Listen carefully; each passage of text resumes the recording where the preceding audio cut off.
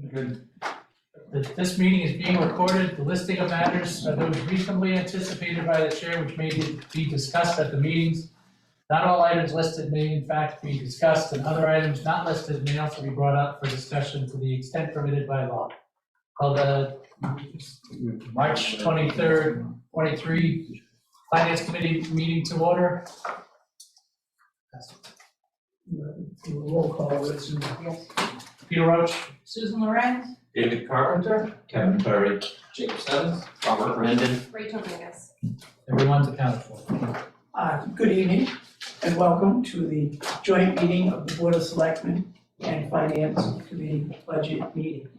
At this time, I would like to introduce Mr. Ken Pacheco of the Board of Selectmen, Mr. Peter Karen, and I'm Leonard Hall, Chairman of the Board of Selectmen. At this point, I will turn the meeting over to Mr. Roach. And stand for the pledge of allegiance. Allegiance to the flag of the United States of America and to the republic for which it stands, one nation, under God, indivisible, with liberty and justice for all.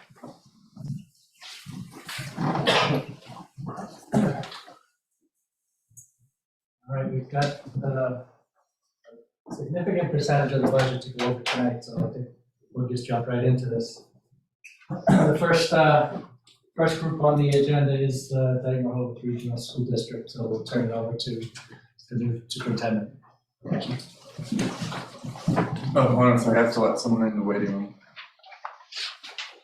There you go. You said, oh, down. Yeah, Ellen down. Yep.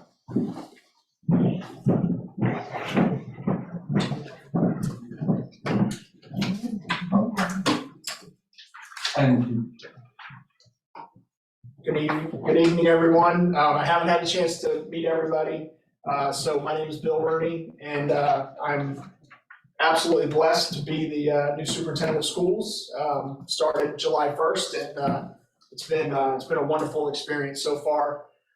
Joined tonight by Robert Baxter, who is our business administrator extraordinaire. I've learned more from him in the past couple of months than I knew about school finance and being a high school employee for 34 years.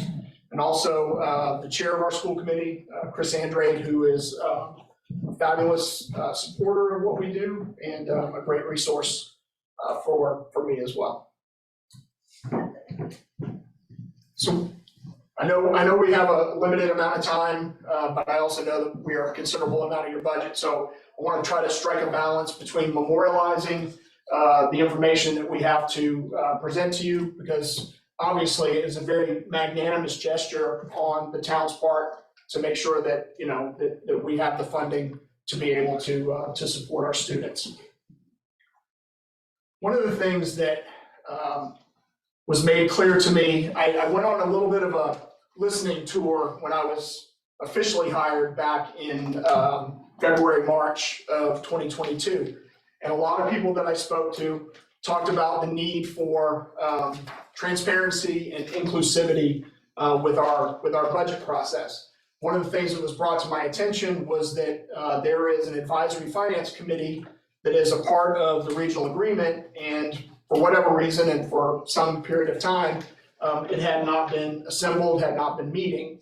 And so one of the things that, again, with the assistance of Chairman Andrade, Mr. Mullen, and also Mr. Hull, we were able to put together a group of representatives from both Rehoboth and from Dayton to be able to start trying to mend fences, trying to heal some wounds between the district and specifically the town of Rehoboth, but also we needed to improve our relationship with Dayton as well. So I'm very grateful to Ms. Dingus, Ms. Lorenz, and also Ms. Goulart, who are the representatives for the Advisory Finance Committee.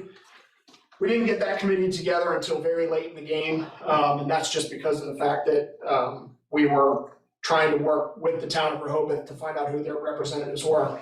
But next year, we are going to make sure that our budget subcommittee of the school committee, as well as the advisory finance committee, are a more integral part of the preparation. But we have had conversations with our building leadership team at length, with budget subcommittee, and again, conversations with, Mr. Mullen and his team here in the town of Dayton, and also some conversations, not quite as many and not as in-depth, with the town of Rehoboth.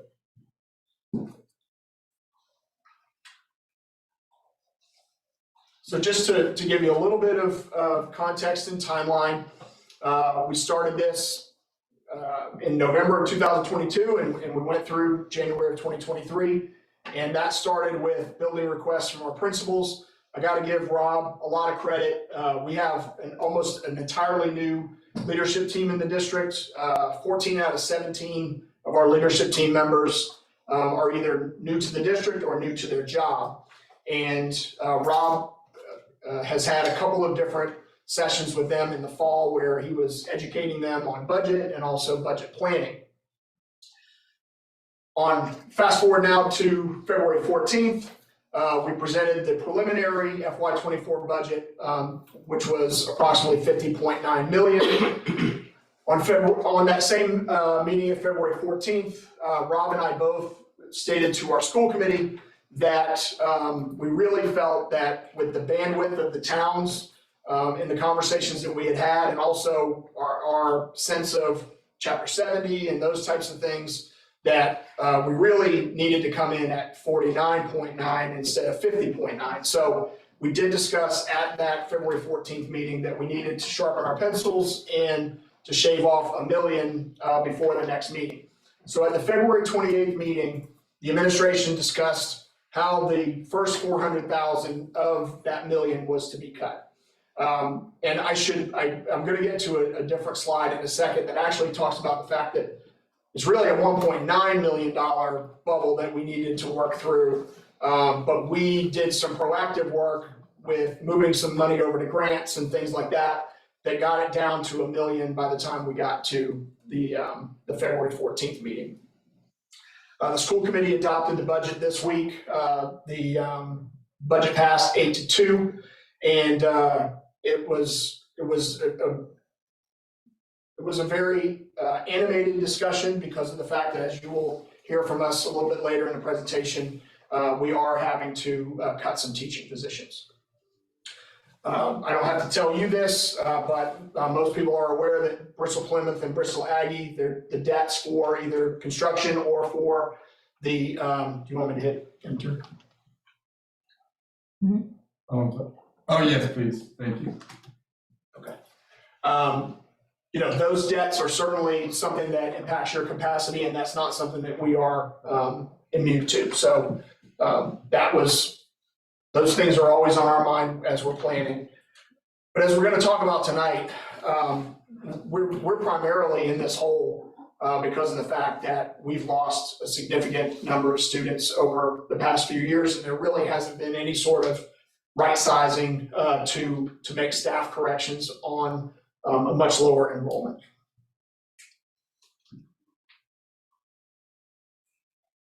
I'm going to step aside and let Rob speak to this slide very quickly. This is just a breakout of the budget showing that we're just south of a $50 million budget, and it illustrates the two assessments between the two towns. The budget represents about a 3.8% increase over the current budget of $48.1 million. And I don't have my glasses on, so I can't read you the numbers, but they're in your handouts.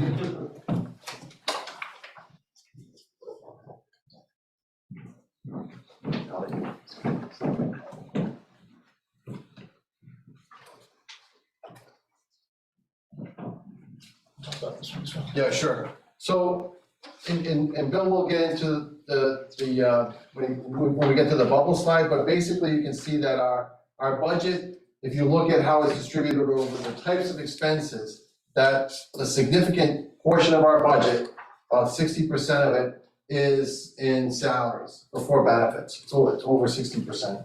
And that is for us a non-discretionary, it's a fixed expense tied to the positions that we have and tied to our collective bargaining agreements. The next biggest line item there is contracted services. All right, I'm gonna skip for a little bit, but contracted services for us includes, our transportation, that's probably the single largest part, bit right there. Includes, our health insurance, actually, that would be the largest, it's almost, $5 million. And, things like that. They were heavily impacted by just the external environment, which we'll talk about in a little bit.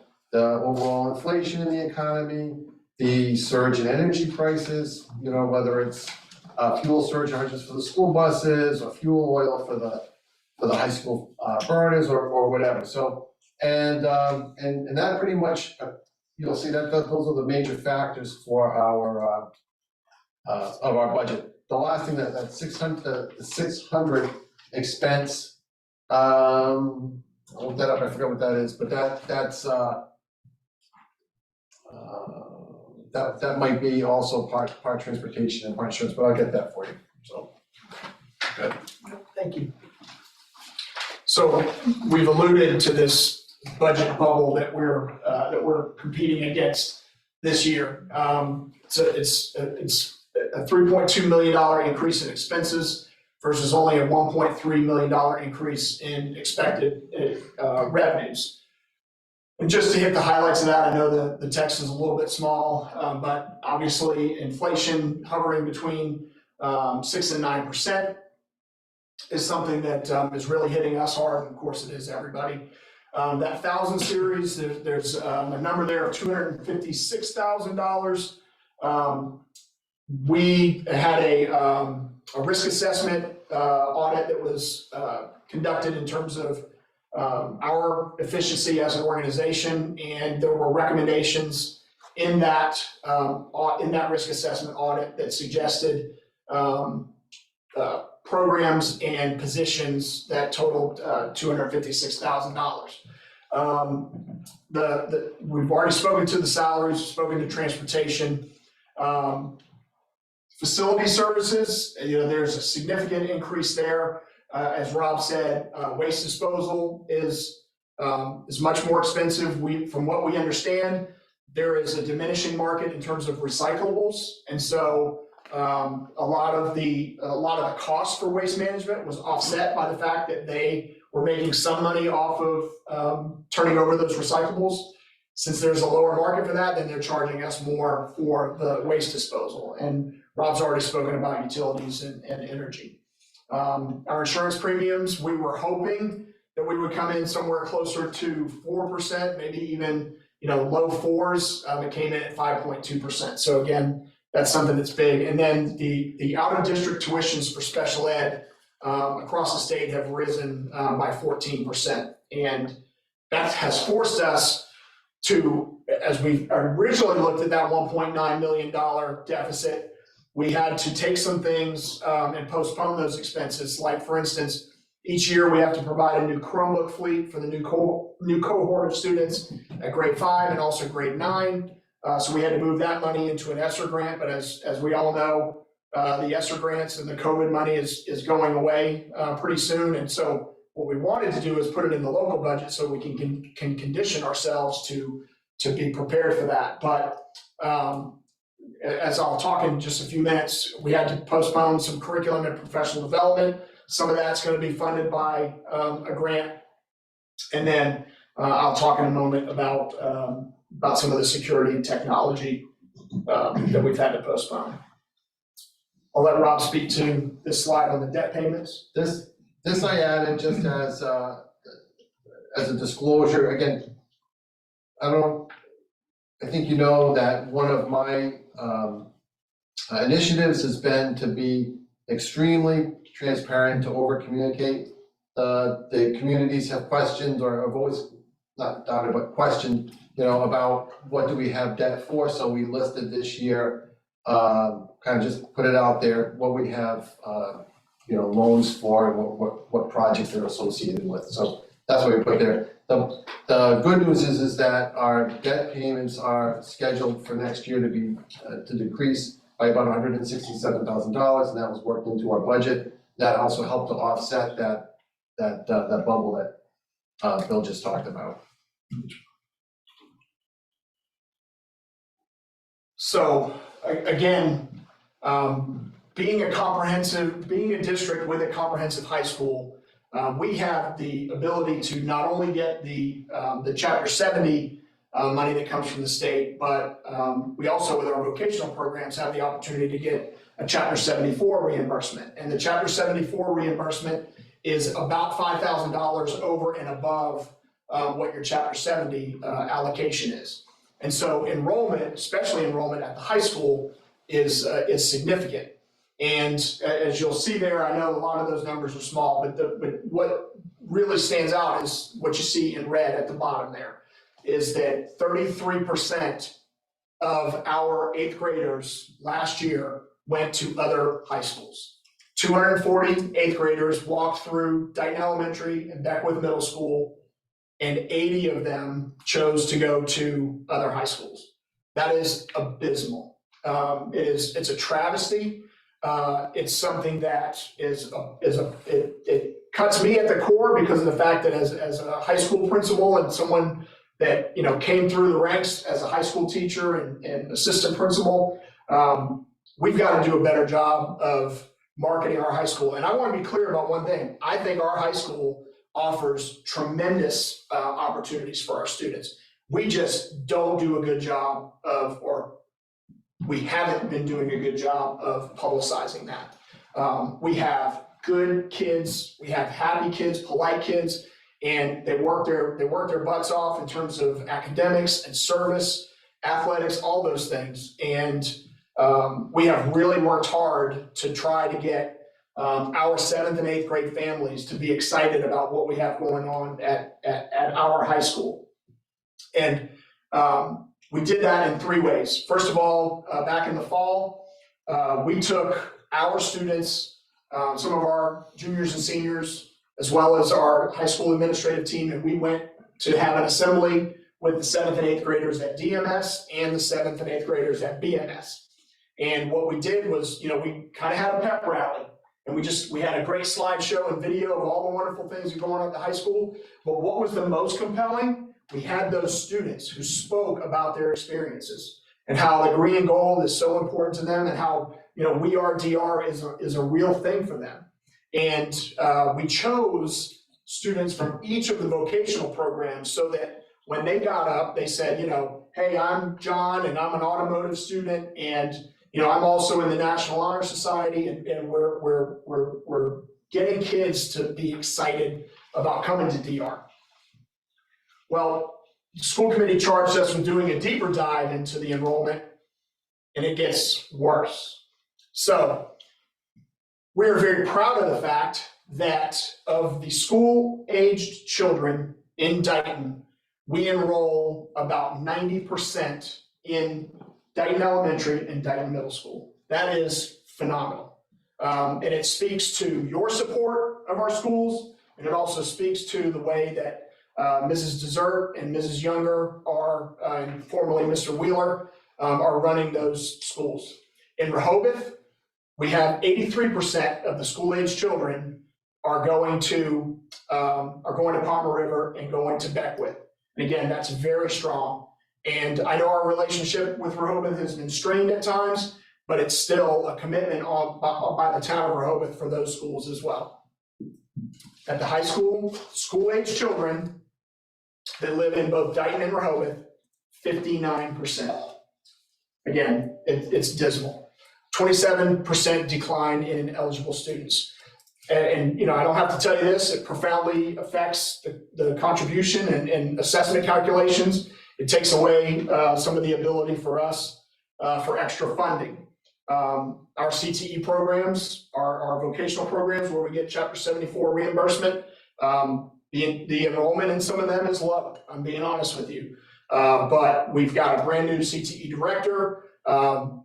I come with a CTE background, having added 7 new vocational programs at Attleboro when I was there for 10 years. And in Attleboro's budget, which is probably more of like an $80 million budget, about $6 million comes in on CTE alone. And so if we can start getting to that in terms of our budget, then I think we'll be able to start, breathing a little easier in terms of some of these these budget situations. Mr. Rooney, that number you quoted, is that for 1 year? 112 students for the type?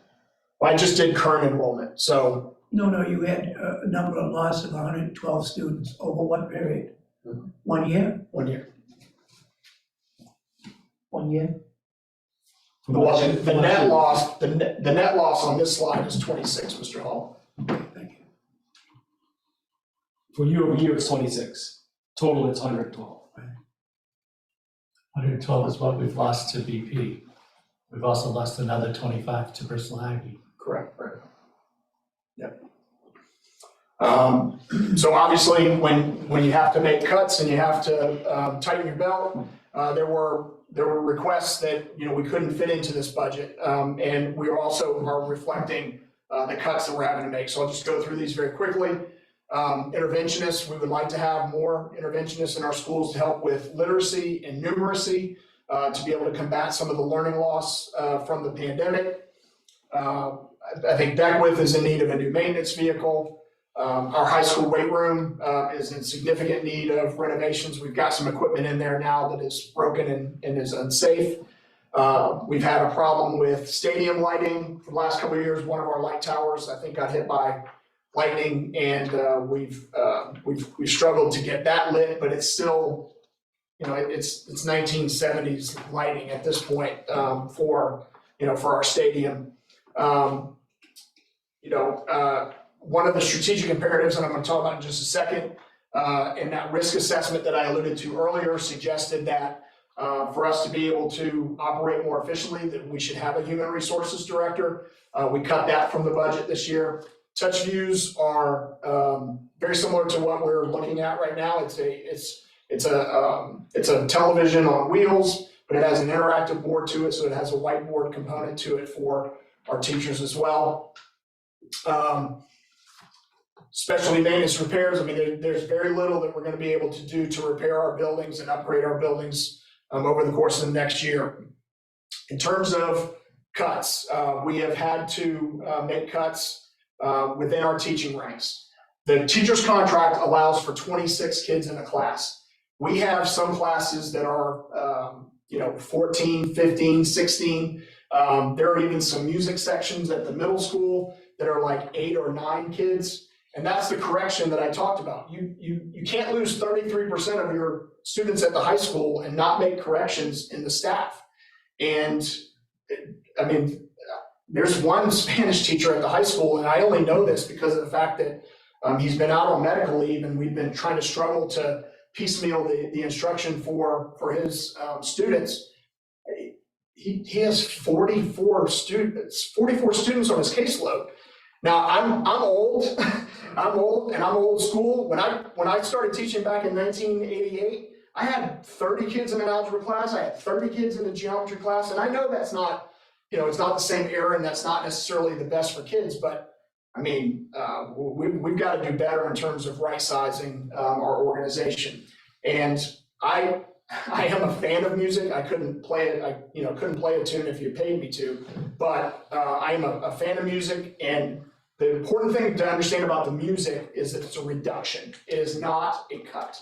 So we have 4 middle school music teachers, and we are going down to 3. We're reducing that to 3. So we're still going to have instrumental music. We're still going to have choral music. It's just that one of those instructors is going to have to be itinerant between the 2 middle schools. That was something that obviously was upsetting to some folks the other night. We are cutting a foreign language teacher at the high school, and we're cutting both of the middle school Spanish teachers, which again is something that is not something that I'm proud of, but we had a responsibility as a team to look at where the class sizes were really low or where there was minimal impact in terms of removing those programs. We had some nursing assistants because of helping with contact tracing and those kinds of things. So we've cut those. We cut recess monitors. And then what I'm the most concerned about is that we have cut out all of the potential security upgrades. For as great as Chief Cronin and his people are, and as great as Chief Trombetta and their people are, we need upgraded security controls, cameras, access controls, et cetera, in our buildings. Most of you are aware, we had a situation that I am very confident was vandalism at Dayton Middle School back in January. Thousands and thousands of dollars. We couldn't find the culprit because we don't have cameras in the building. So it is definitely something that, let this gentleman in. It's definitely something that is concerning.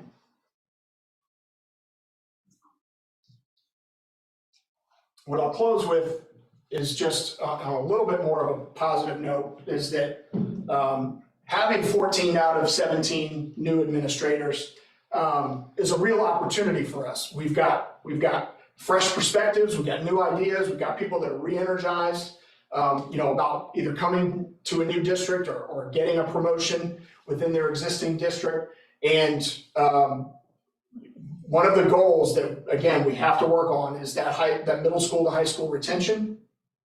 So in the budget, we did keep a transition coordinator. It is a stipended position, so it's not a union position, but it's, I think $4,000 for a stipend at Dayton Middle and at Beckwith Middle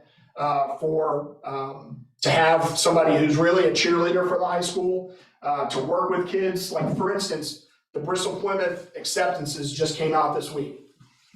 If there's a kid on that list that didn't get accepted to Bristol Plymouth, or that kid is on the waiting list at Bristol Plymouth, that transition coordinator will call those folks in and say, hey, don't worry about it. I'm going to tell you all the great things that you got going on at Dayton-Rehoboth Regional High School. And then, a year from now, or, once they really get into a groove of that position, they'll help us in terms of all of our recruiting efforts.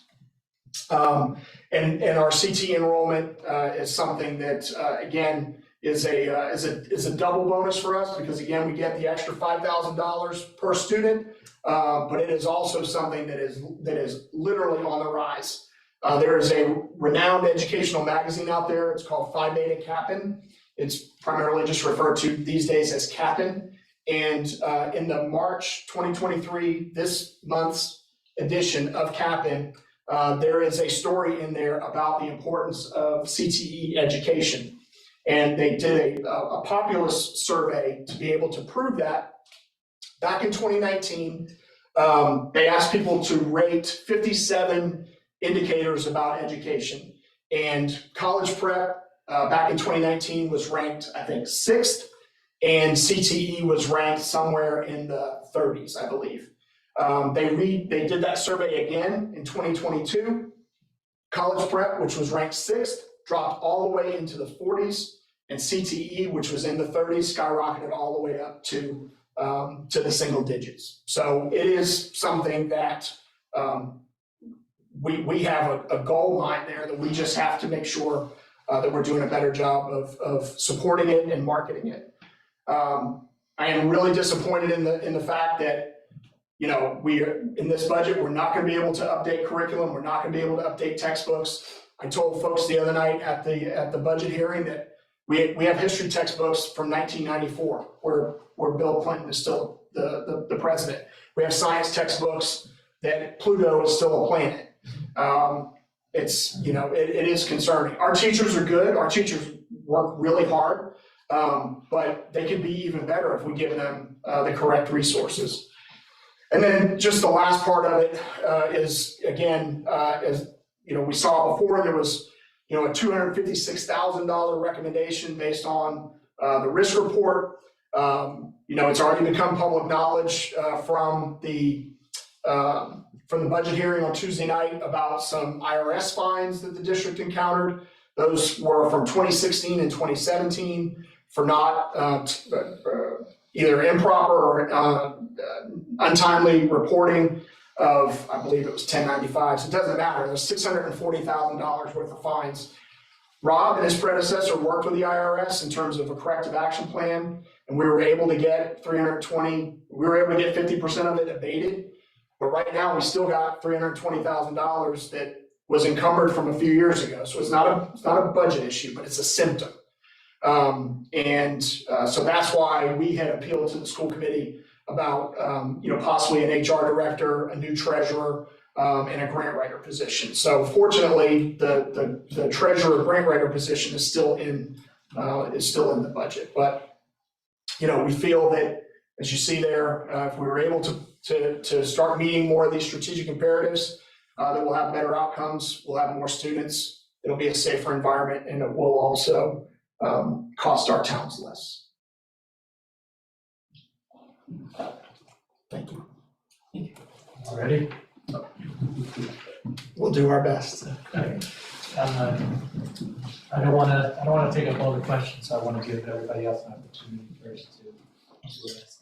I guess Sue might have some questions. I do have a question as far as our energy costs with all the solar arrays. How's that working out? So I'll anticipate a couple of questions along those lines. The first thing is that the solar arrays are 100% operational and they are beneficial. One of the schedules in the budget in your binder, you'll see I projected the 20-year cash flow, and then at the end of that 20 years, it's I forget, I think it's $2.5 to $3 million benefit to the district because of having the solar panels. So definitely a good move on whoever put them in years ago. Our energy cost, anticipating a question, our energy costs are scheduled to go up this year. Part of the reason why, and it's a good thing, is again, my immediate predecessor was very adept, Paul Kitchen, and when energy prices plummeted, because just take a step back, right? The district uses electricity, it also uses natural gas and uses fuel oil, right? And when energy prices plummeted, practically giving away energy right after, the spring of 2020, after the economy slowed down due to COVID, he locked in contracts.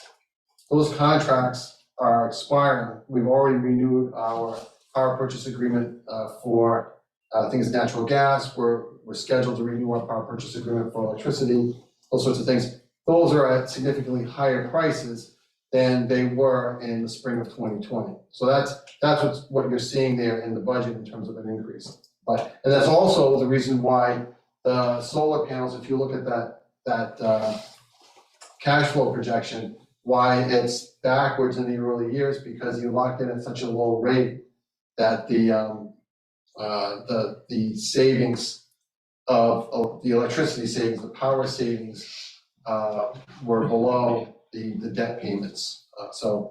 But again, I think it's still a good move. I'm sure it's a good move. And that's, it's the impact is from the result of a good thing in that we locked in our power very low energy costs back in the spring of 2020. So it looks like this fiscal year 23 and fiscal year 24, we should start seeing a positive cash flow on these? So, and that's because not only are power prices increasing, which means that the value of the electricity that we produce increases, but also our debt schedule was front loaded, so our debt payments decrease over time. So Yes. the impact of both of those is that in fiscal 24, we will be positive cash flow on the solar panels. Yes, Mr. Patterson. How much, you talked about energy including utilities, how much of an increase in your budget from previous year in dollars? Oh, I have to calculate the dollars. I think it was roughly a 10% increase. I think we're going from, Is it all one slide? yeah, it's not on one of these slides, but it's in one of the long reports. I can get you the exact number in dollars, but what it is 100,000, 84,000, how much of an increase? football player, Mr. Hull? No, those are numbers that I got from Bristol Plymouth and Bristol Aggie yesterday, at the last meeting. I don't know. So I just want to figure out how our school district of 5 compares to a campus of 8 buildings over at Mr. Leggy. Right, but Mr. Held, 8 buildings, but not 8 schools. you have to remember what he said, which is that last year's number for the energy price was really like the 2020 number. Yeah, So we that's have true. locked in really discounted prices since 2020, so it might, I don't know what Bristol Aggie did for theirs. But if you see higher numbers, you have to look at their last year numbers too, to come up with a 3-year effective comparison. That would be a better analysis. I understand, but the bottom line is the taxpayers are paying an increase. And this increase is something they have to pay. Whether the percentage is inflated, I'm asking how much more are the taxpayers going to have to pay for their utilities to run their schools? Well, not to be picky, but the answer is nothing, because we offset the increases in, as I was saying, in utilities by postponing or eliminating or cutting in other areas. So we did not pass those increases on because we're limited, or we felt we were limited by the ability to pass that assessment along to the towns. So I would say no, but I can get you an exact number of what we projected our energy costs to Because increase. one of your slides, you said you had a $1 million increase that included utilities, energy. Yeah, I can get you, that's utilities, it's oil, gas, phones, waste management, technology, TMLP. $1 million isn't the energy, it's the total of that budget line item. Yes. That went up. Which includes technology like computers and things like that. But I'm happy to get you that number, and I can email it to the committee tomorrow. Can I ask one more question? You said for the solar arrays, you just contracted, you're locked in a new price. How long is that contract good for, the new pricing? About 3 years. So.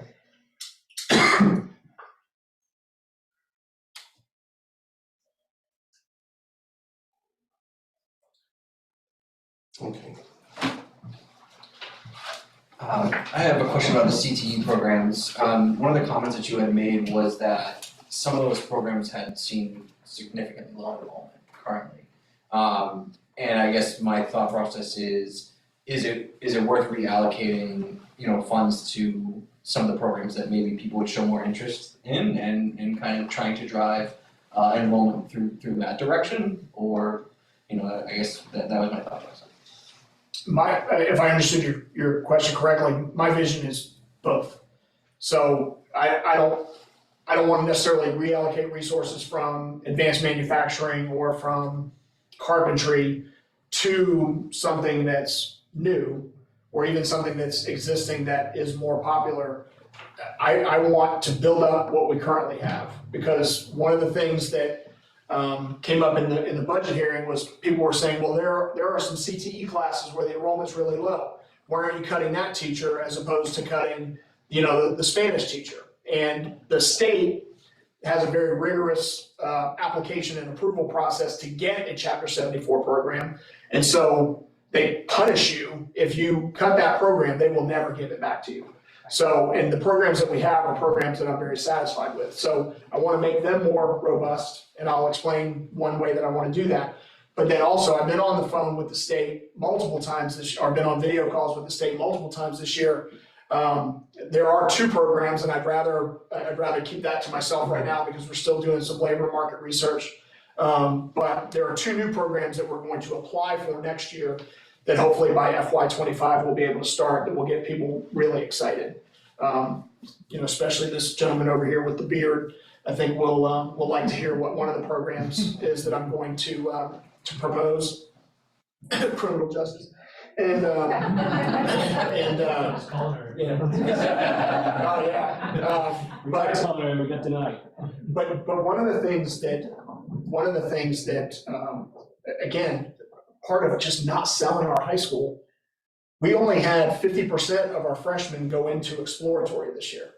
So I'm working with our CTE director, our guidance counselors, and the guidance counselors that are in the middle schools to get kids to understand and be excited about exploratory. Because once we get them in there and they get a taste of it, then we're going to get more kids to go into the first year, the second year, and the third year. So is that the focus number that should be kind of the main target point, is that exploratory number of 50%? Like, is that the main thing that we should be driving towards to get that up? Because Yep. once they're in there, it's, you said it, basically it's a lot easier to look at.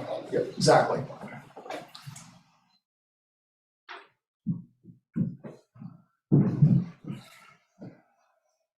All right.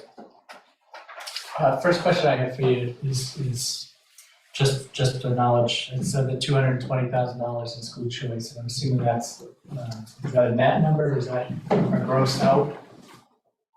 Pardon me? $220,000 on school choice, That's our tuition out. tuition out, do we have any tuition in? Yes, we do. And I think it's about $150,000. $220,000, how many children does that represent? I think it's 5,000 per student, yeah. 5,000 per student? I think so. I can get you the exact student counts both in and out, but I have to go back and look. But it doesn't seem like that's the right number of students, because that seems like an odd. No, I don't think it's, I don't think that that's the case, but I'll look into, I don't like to shoot from the hip, so I can give you that. Was that line only school choice though, or did it include like out-of-district tuitions that were outside of? We have a specific line just for school choice tuitions. Yeah, okay. And that is the number, it's 218, I think, so. I remember that, but I don't remember off the top of my head, how many students were in there. And just to clarify, you said that the Attleboro budget's about 80 million? Yeah. Not just the high school, the entire school, just. District, yeah. Yeah, okay. Yeah. So, and Attleboro is roughly about 750 kids, 5,750 kids, Yeah, it flirts with 6,000, yeah. okay. So about $14,000 a student, which would be pretty much in line with what BP was. But if we're at 49.9, at the 2,500 kids that we have, we're at just under 20,000. I was writing down your question, I'm sorry, what was that? We're, per student cost at DR is roughly $20,000. No, we're south of $20,000, for the whole district. Yes. So we're at, this year, $48 million divided by about 2,600 students roughly. I just did it, we're like $17,000 or $18,000 per student. Okay, because, yeah, I took the 49.9 and the 2520 from your sheet to get 19.8. Okay, so that, yeah, I'm using this year's numbers, so that would be next year's numbers, yeah. Okay.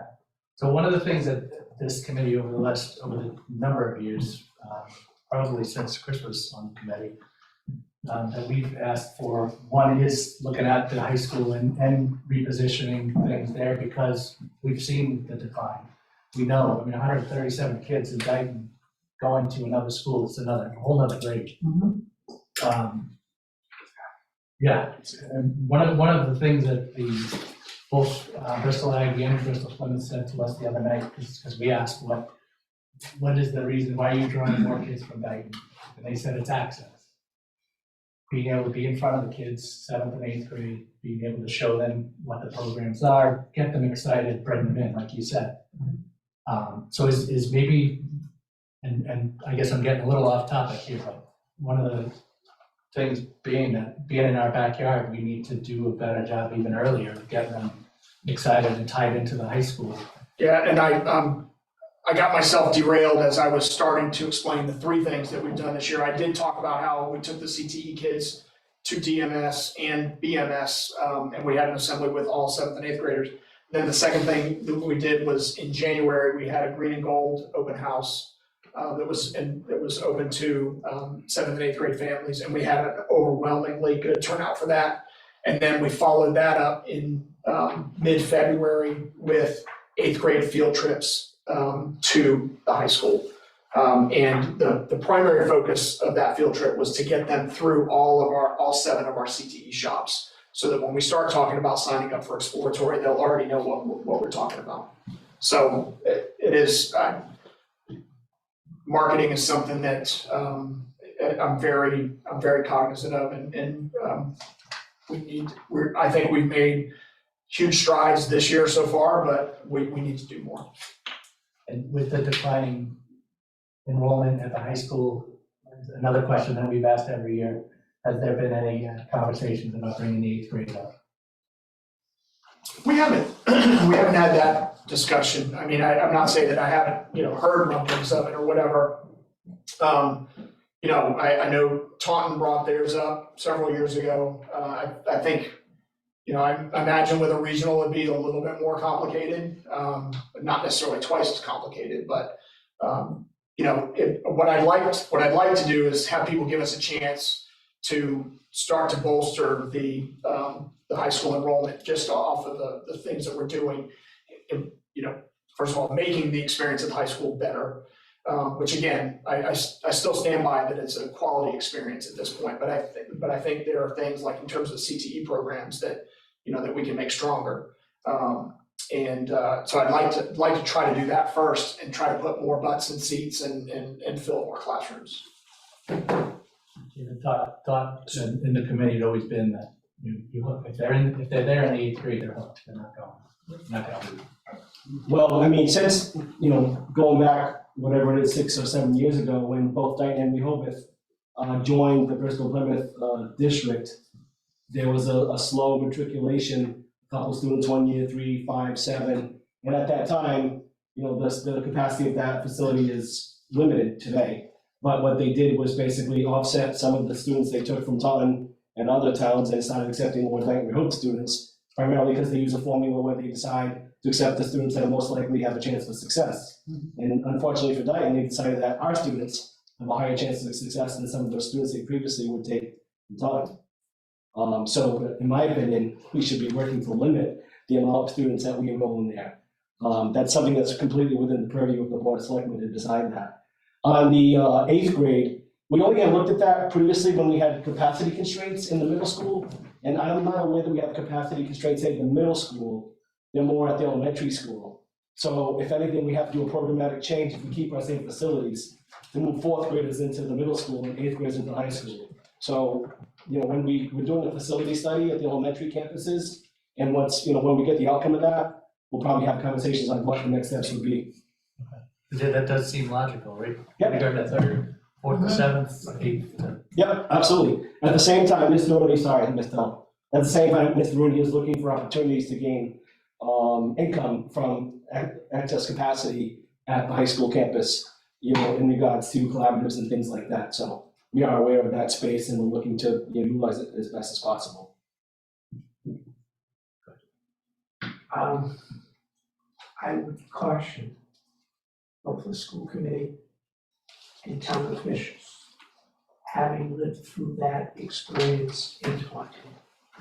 If you so choose to go that direction, be prepared for some serious pushback from the 8th grade parents and also from the teachers, as Taunton experienced. I have to say. I understand the economics, but be prepared for some serious pushback. Yeah, if it's a choice of us building a new $50 million elementary school and reallocating You don't have to convince me. 50 students to the high school, we'll have good, robust discussions on the economics of that. Yeah. I know my kids both would have loved to get a year earlier at the high school sports. And Yeah, even if maybe you have have a coach a year earlier.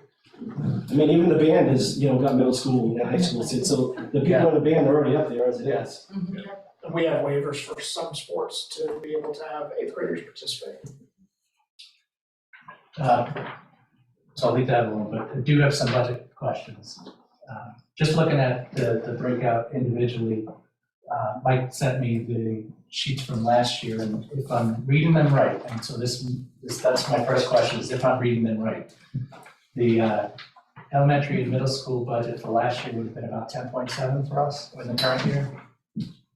You're talking about the assessment or the budget? The budget. Actually, I have that, hold on. Yes, and I think that's about right. Let me, show me what you're reading.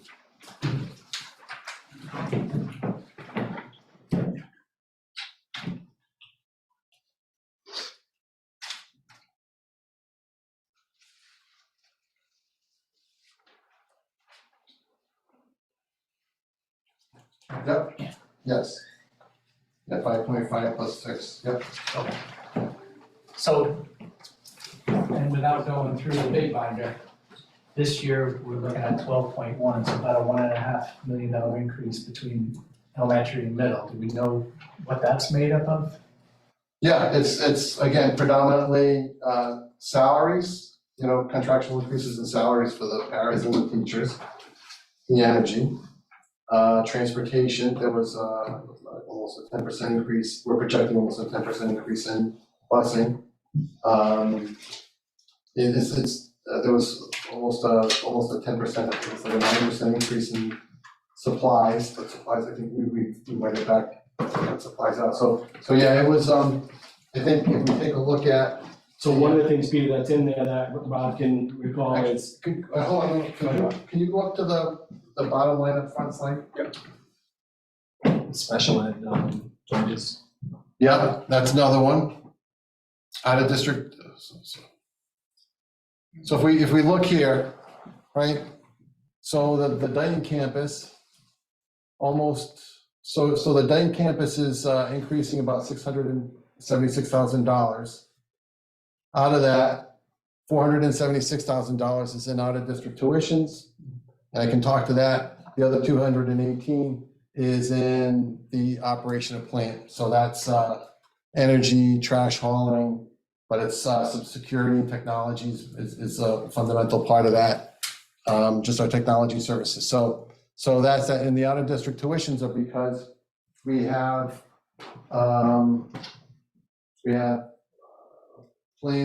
budgeted, I think, 6 students to participate in the RISE and TLC programs, which are housed at the Beckwith Middle School.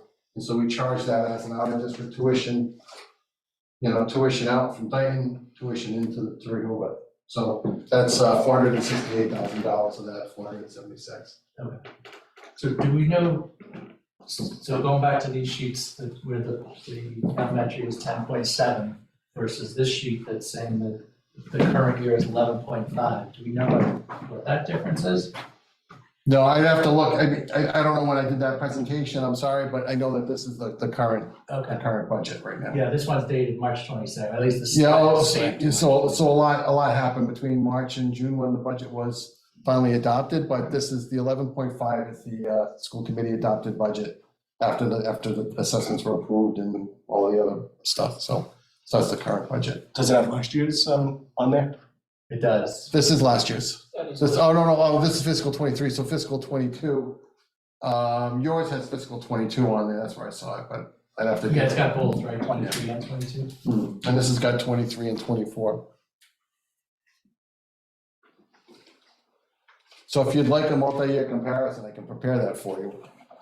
Sure, be good to see. Sure, got nothing else to do. So we'll do that. I have more, with special education, is that a district-wide, a DR listing, or is that by town, broken out by town? What? We have a K through 8 Dayton budget, we have a K through 8 Rehoboth budget, and we have a DR budget. So the special education costs, where are those listed? Are they listed per area also? So it's based on student need, so it's assigned to the location of the student.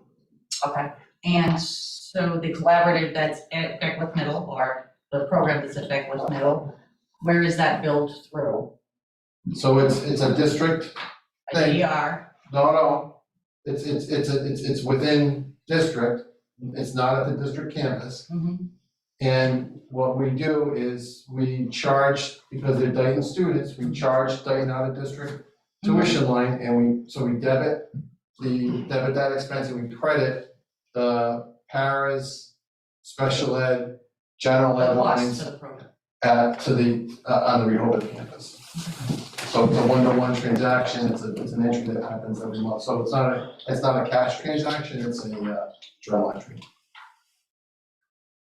Ms. Maxson, when you figure the tuitions, do you take into consideration the percentages of the regional agreement? No, because for the special ed program, Well, I have 6 discrete students. I know the student has a, say a 1-to-1 para assigned. I know how many units of speech therapy that the student gets, how many units of, say, occupational therapy that student gets, how many units of, say, general education that unit gets. And I build a tuition based on that. So it's specifically based on the student activity. Has nothing to do with the just general operating budget of it's truly treated as an out-of-district tuition for, they're billing for specific services provided by another district, if you will. To revisit the IRS issue, so that was the 1095. So I'll take that. It was so in 2016 and again in 2017, the ACA was new, the Affordable Care Act was new, and the district did provide the 1095C forms to its employees. The 1095C forms are the proof of offer of health insurance, but the district had difficulty submitting. If you are familiar with it, but anything that an employer gives to its employee, it has a parallel filing to the federal government. So when you get your W-2 and say, oh, nobody knows that I got this much money this year, the government knows, right? So because we send, as an employer, we send that. So same thing with the 1095s, we sent our employees the forms, but we did not send the electronic file confirming that to the IRS. So what happens is you get dinged per employee, and we did it for 2 years, and that was the result of the fine. My immediate predecessor followed up with the filing. It's taken a long time to go through this because the federal depository, which collects the information, was closed due to COVID and only recently reopened. So we were able to process through the first case, the 2016 fine. And they wouldn't start the which I understand, they don't start the process 2017 until 2016 is closed. 2016 was closed in May of last year, and so then we started the process for 2017, and our documentation is with the IRS, including my letter saying, hey, please, make a couple. So we're waiting for them to get back to us, and good Lord willing, we should have that abated, but it hasn't been. Okay. 16 was fully abated? Yes. Okay. First disaster year of those fireworks. And that's part of it, that's exactly right, so they understand.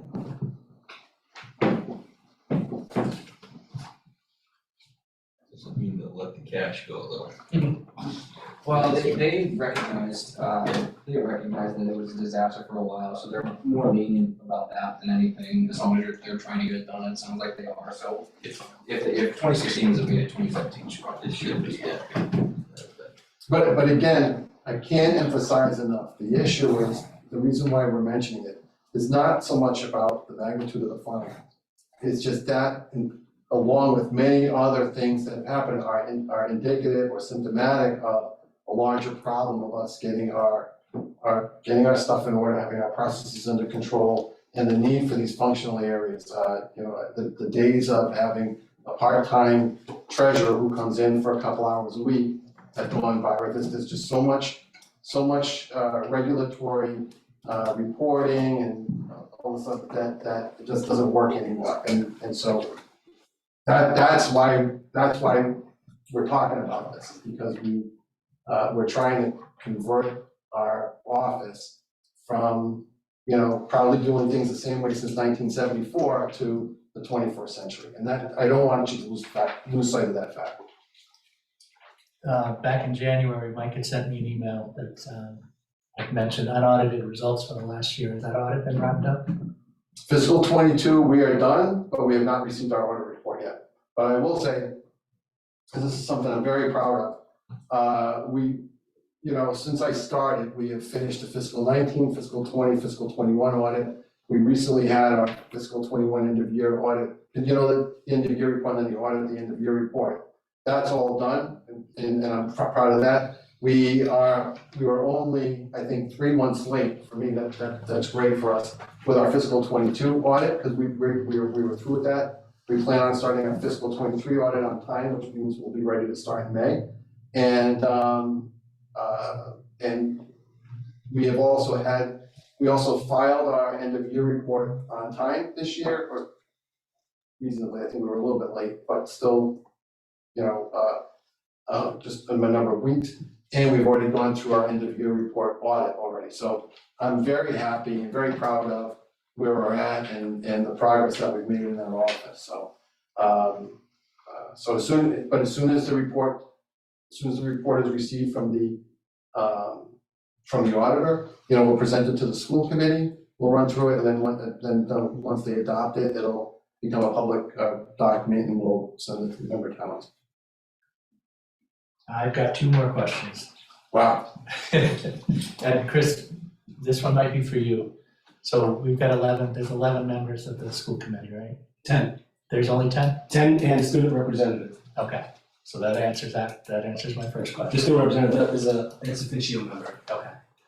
The other question, have you been given any indication whether or when Rehoboth is gonna give you a viewing like this?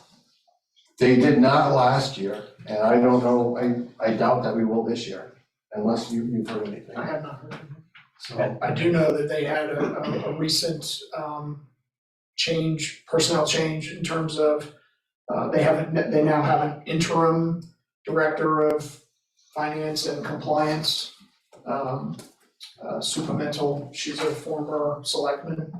I think she was with Sheriff Hodgson, and then when Sheriff Moreau came in, he dismissed pretty much everybody. So I had a very quick preliminary just meet and greet with Sue, and then we're gonna meet with her sometime in early April, but we have not been invited to something like this, no. but if I can follow up with that, it bears saying that I really personally value the way that we work together with the town of Dayton, with the FinCom, and with Mike, and with the Board of Selectmen, because it just so professional, and it makes my life easier, and it just, things just tend to happen. So I love this model, and I really appreciate everybody taking the time to work through it. And I mean, we meet with Mike and Serena's there, as well, we strive for every month. There've been some times where we haven't, and Mike gets mad at me for standing him up, but. Yeah, they canceled, not me. And I try to get to as many department head meetings as possible, so. So, and I will say along those lines, because I see Rob here, is that we are, now that we're kind of over the hump with the budget process, from my perspective, I've been poking Bill, so my next big mission is to prepare a 5-year projection.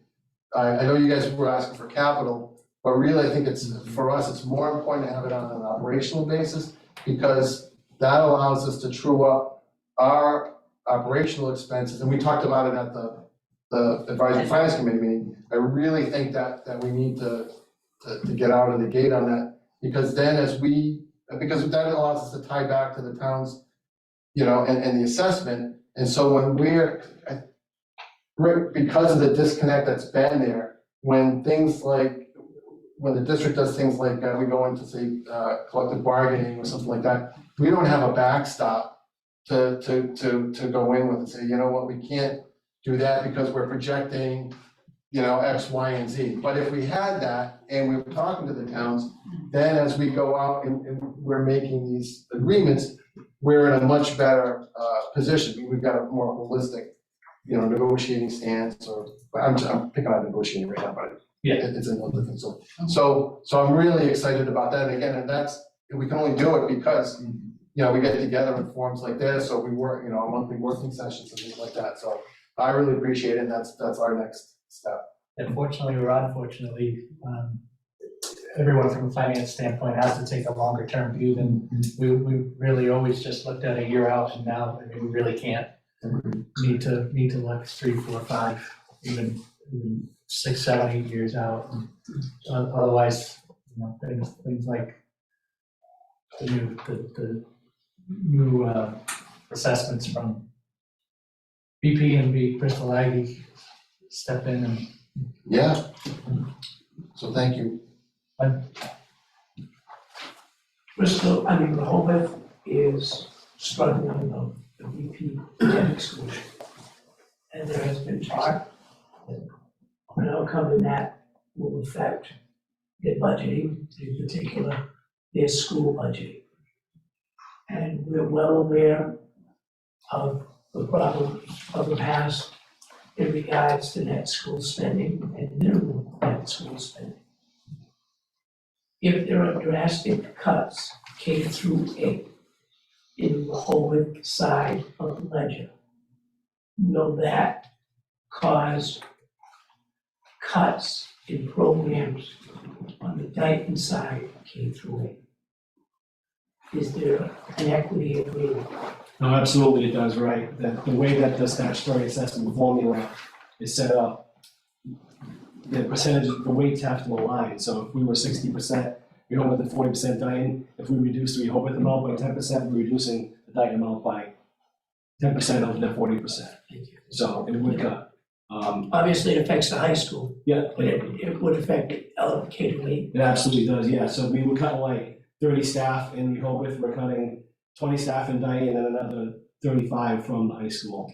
But we're aware of that, and Bill and his team have had conversations with the Rehoboth Board of Selectmen, and we're aware that this year's particular assessment is relatively small from the capital side for Bristol Plymouth, and we feel comfortable that this assessment will be okay in the Rehoboth side. No, thank you. I'm saying that like I hope it's true. But we recognize next year is not going to be that, especially if their exclusion does not pass. We have significant conversations to have for FY25, and I'm hoping that it does pass and we can get past that. Thank you. Excellent. Same thing for Dayton. Thank you. Welcome. We know it's a hard job, and the Dayton team has always been responsive and supportive of the schools, and will continue to be. We just, if there's anything we can do, let us know. But Oh, that's great. I know we're way over time, but I do want to thank Chief McGee and Chief Cronin. They're not the most gregarious leaders that are out there, but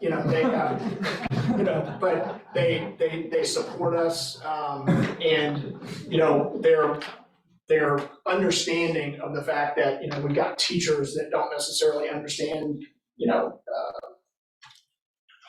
egress patterns and all those types of things or whatever. So when I was in Attleboro, every time there was a fire inspection, it was like extra extension cords and all that stuff, and everything would literally be piled up in the middle of the principal's office when I would walk in the morning. And it was a very adversarial type of environment. And in a world where we're really trying to enhance student safety, the fact that the two of them are so accessible to us and flexible with us is something that I need to acknowledge as often as I can. thank you. Thanks for your time. Chris, you missed this, don't you? Thank you, Robert. You're welcome. We've got several miles to go, so I'm not gonna say more.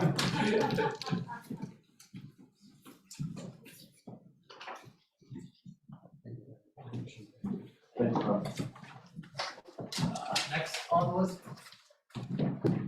Good evening.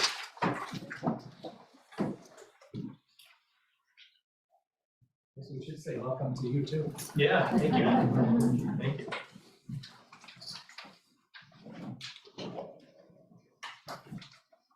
When do you want to start off? You gonna start with police department?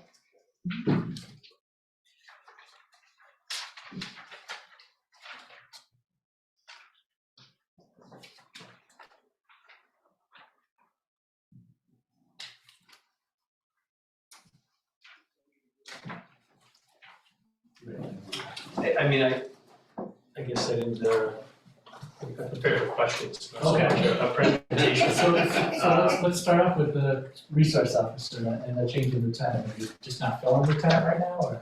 Yeah, so in discussions with Mike, and at this time, we're not going to. We're working towards the re-implementation of one, but we're just not ready right now. But we want to keep that line there for future purposes. Yeah. And the change of resource officer, was that part-time before? No, so what's happening here is, going forward in this budget, we want to make sure that we're carving that out of the regular personnel, so we can identify what those salaries are. We have one that's at the high school that is supplemented through the budget of the school system, but we also have one at elementary and middle school. So we want to make sure that in this budget coming up, that it's separated out, so we can see a clearer picture of what those costs are. Okay. If you don't mind. Yeah. Two new lines, is that actually your recommendation or someone else's recommendation? What are you referring to, Mr. Roach? Harbor master? So Mr. Chairman, I would like to entertain a motion by the Board of Selectmen to table that item on the agenda. We are currently in negotiations about that position. So we can table it for the. Sure. Forget that question. I'll need a motion from a member of the Board of So I'll Selectmen. just pull the question. Oh, okay, thank you very much. Staffing wise, you guys down anybody? right now, we're in a good spot. I'm not gonna say that we are down, but we could use one more. But right now, we're in a good spot. We do have a full staff, 90% staff, honestly. But we're getting by pretty well. Reserves too. Reserves is an interesting story. So, post is changing daily. In fact, I was just talking to Sergeant Nichols on Tuesday, and we just got word that, I printed out a new one. I'll have to get this to you folks, but I just did this today. There's new firearms minimum mandatories for our instructors and our officers. So there's 160 hours additionally for the instructors, plus an additional 24 hours for firearms and taser. It's all use of force stuff that's now being incorporated into our annual planning. So costs for there too. We're talking ammunition, personnel time, a lot of things. So, it's like everything else with post, with the reserves. We're lucky right now, we have 4 reserves. 3 of them will be, actually, one of them just got his post certification. We could get that 2 weeks ago. And the 2 other ones will be graduating the Bridge Academy before the end of this fiscal. And basically what that means is they are now considered up to date in hours with a full-time officer coming out of a basic recruit academy. What's hard is to find reserve officers because there's no more reserve academies. They're gone. So in order to get a reserve officer, there's a cost associated with that if they have not already gone through a Bridge Academy or if they don't already have their POSI certification. So if we get a reserve officer apply from somewhere, we're gonna have to fit that cost of getting them trained up to where Post tells us we have to get them. So the market of reserve officers unfortunately is dissolving. Which is why I say 90%, because we really need to start planning for eventually the dissolution of that whole program, because the state's just not gonna support it. Professional and technical, is that the shuffling mic? The shuffling on what? Some of the money that's pulled off of the selectmen's budget that was split between yours, fire and police? That was only, I don't wanna say only, but included in that, reshuffling was the addition of, 3876 into the police, Okay. into the police, I think it was in police P&T. JGP, I believe that's in a professional type, right? We did, yeah, I have the breakdowns of costs. Yes, it for is. this. Do you guys have those? Okay. Yes, it is in there, Oh, yeah, it's the over $4,000. $4,000 JGPI cost. Okay. Which is an invaluable tool, to be honest. Their communication abilities really limit in our, more exposure than we could have to saying the wrong thing. So that's a big deal, especially on our side.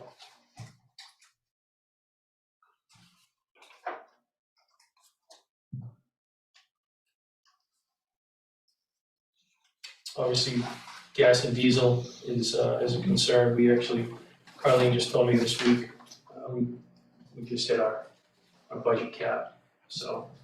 This week? This week, Actually, it was 2000. Well, maybe, actually. we're in the whole 2,000. Yeah, 2000, yes, around there, right? So we're trying to project out as best we can for next year. There's some averages for the months of, the winter months where we're using more. But that's just a reality that we have to face and plan for, so.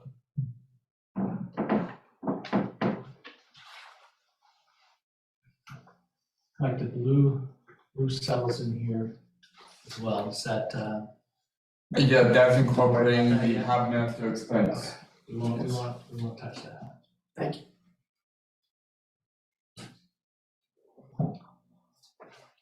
Any other questions for Bruce? No, what's 5580, other supplies and equipment?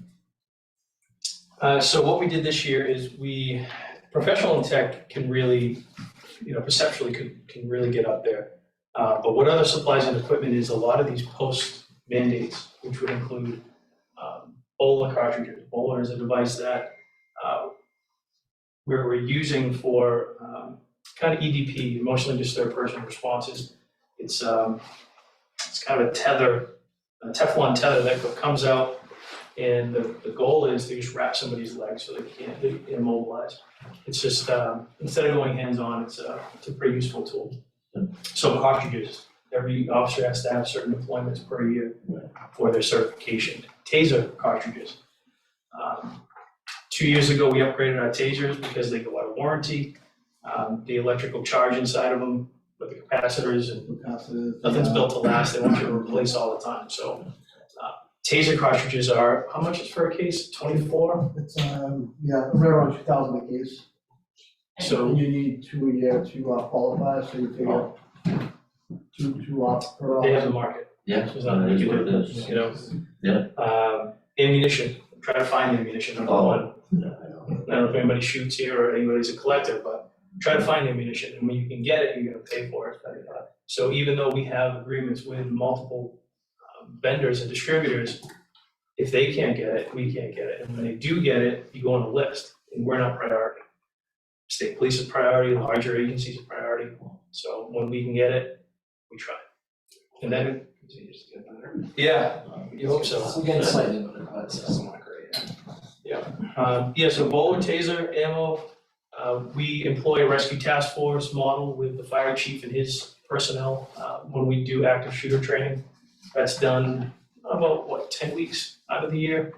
We have a constant rotating personnel schedule going in. We train with Taunton, we train with Rainham, Seekonk. Rehoboth did start training with us this year. They paused that for some other things, but hopefully that starts up again next year. But the rescue task force training, what that does is it brings fire in with us. In the event that, God forbid, we have to respond to an active shooter situation, they're able to triage quickly. So we load the guns, they go in and treat and get people out of there. So that's a very, very important training that we're lucky we have that, actually. I was talking to the chief today, some bigger agencies around here that you would think would have a model like that. Unfortunately, they don't, so unfortunate that we do. Yeah, welcome.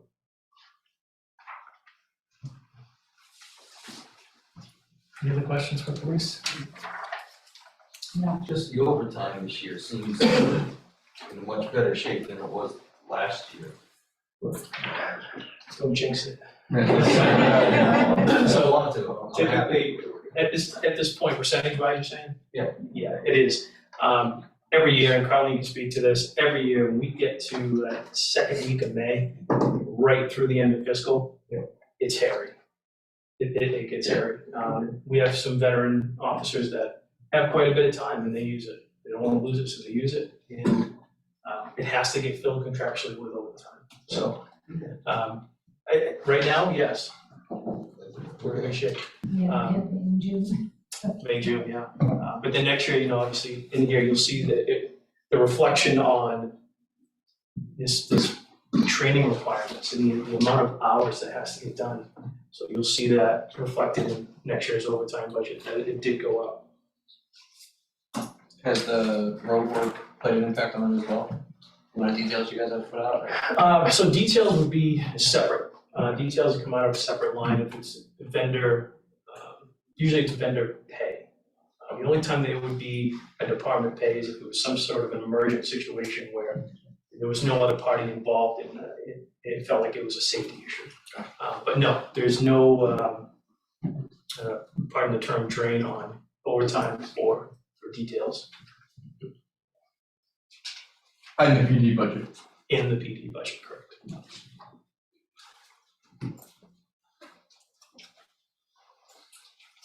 On to communications.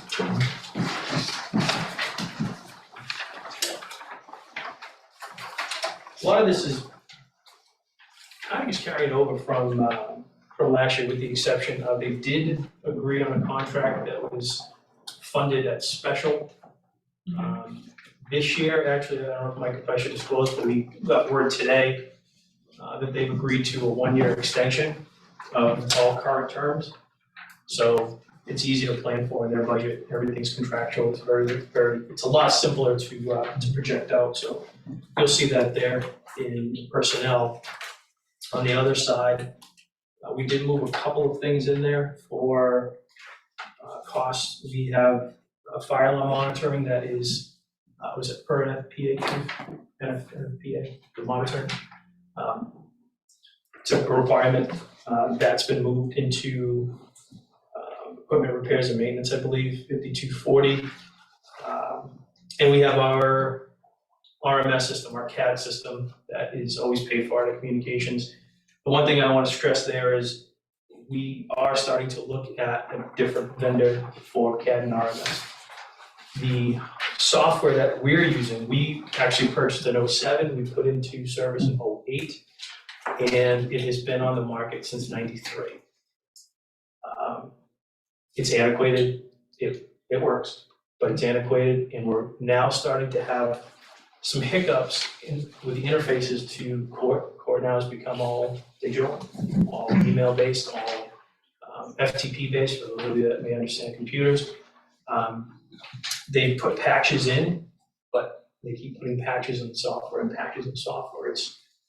It gets, you know, my view on it is we're one big upgrade through the state that we're gonna be in a little bit of a situation. So we really need to start looking at a different RMS system. And that more than likely is gonna affect fire as well, because we actually serve as the host hub for the entire software platform at the PD. Everything's done over there through VPN. We have VPN over there, and it's not optimal. So going forward, we look for something web-based. It'll be a lot quicker and more efficient for everyone.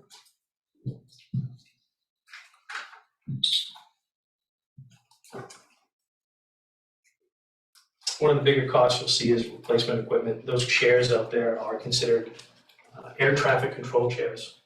We have people sitting in them 16 hours a day. So one of those costs anywhere from $3,000 to $4,000 for one of those chairs. Now, typically, we can use a grant. It's the support and incentive grant through the state PSAP. But my understanding is that the chair is out of warranty, and we're not eligible because it's not 5 years. So we would have to wait an additional year and a half to even apply for a new chair. And it's just, I wouldn't want to sit in the one that's out there right now. It's seen better days. And it's used 24 hours, so they gotta have something to, they need the tools to work. Yeah. Yeah, it's a 4-year warranty on the chair. We got it in 19, but we're only eligible to apply every 5. Makes sense, state. Tons of sense, yeah. Any other questions with communications. Just their contract runs through next whole year. So right now, it ends June 30th. But I had a conversation with the dispatch liaison, who's now the union president, or union spokesman, I should say. She had a conversation with all of the union members of dispatch today. When I proposed that we just extend terms for 1 year, and they've all agreed. Because there's timing and negotiations, and we're gonna get into a situation where if we level fund it, now we gotta go to special, so I mean, if we can take care of it right now, and they were great about it. So, they're on board, makes it easier. And I just have to look, I wanna make sure that that number there in 5105 reflects costs, so let me make sure that's right, and I'll get back to you on that. But that was literally today at about 3 o'clock, so. Any other questions on communications? No. Thank you for sticking around. Thank you. I have animal control as well. You, okay. Oh, I forgot that. My contract is fairly robust now with responsibilities. Ever since Nala? You never fill those shoes, trust me. Mike, do you have the number on that? 292. The only real increase this year, and Stacy, jump in please if you need to, is the animal health and welfare. That would be vet costs, spay neuters. That's gone up, probably what, 15-20%? Yes. For vet costs. So we're lucky that we're able to use the services of some local vets, but they have a business to run as well, and those costs have gone up. One of the contractual disposal there. So that company, Final Gift Vendors, they actually come and empty My freezer, twice a year, 3 times a year? twice a year, unless I need it more. Yeah, and that cost has gone up per, I mean, Stacy packs it pretty good. What's in the freezer? Dead animals. I have to put them somewhere. If I pick them up by state law, I have to have them cremated. I can't just compost them, I have to have them cremated. And one question about, are we talking roadkill or these animals? Roadkill, no, pets, if your pet gets hit and I know it's your pet or you come and claim it, you take care of that, that's just me. Though I will let them put it in my freezer and have Final Gift pick their pet up, but it doesn't get charged to us. Okay. Yeah, unfortunately, a lot of cats. Occasional dog, pretty good about that, people stop. But yeah, I'm learning as well. And so when I saw that, I didn't realize that it was actually a company called Final Gifts. So come and pick up your. I have one more question about the neutering, and so we incur costs on that. Do people come in looking to adopt pets or? Yes, we have adoption fees. My pets are adopted. I do have a pet, I do have a dog now, but it's not up for adoption yet because I still have to have it spayed. By state law, I have to have them spayed or neutered, their rabies vaccine given, and they have to have a clean bill of health. So when they come to me, like this one came to me, she had a lot of skin issues, she had ear infection, she had this, she had that. I had a total blood work done, which I don't usually do, but I need to know if she was healthy because she was dumped. And by all means, she's a great dog, she's, she loves people. I don't know why she was dumped, so I thought for sure she was sick. Right. She's not, thank goodness, but I thought for sure she was. Okay. It's amazing the drop-offs that. So how many pets do you normally have? Dogs, Shelter. dogs not as much. This year I've done 4 or 5 dog adoptions. Cats and kittens a lot. Coming that time of year that I'm going to get the calls. The feral cat that's been in my yard all winter now is kittens, you need to come pick it up. As long as I get them as kittens, I can socialize them and adopt them out.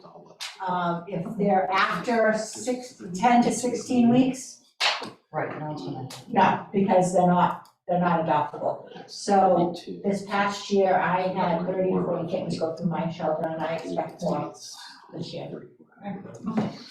Thank you. You go under the other tab, it's like the proposed. This is Did communication. you mention the professional technical? No, so, Stacy and I sat down, we talked about some, career development, things that she can get involved in. One of them is a New England conference, that she's been unable to go to, in the past, but she'd like to go do that. I actually spoke to the event coordinator, probably about a month and a half ago now, and, very excited to get us involved with that. You wanna speak to, is it any? And yeah, it's in New Hampshire, it's put on by the New Hampshire,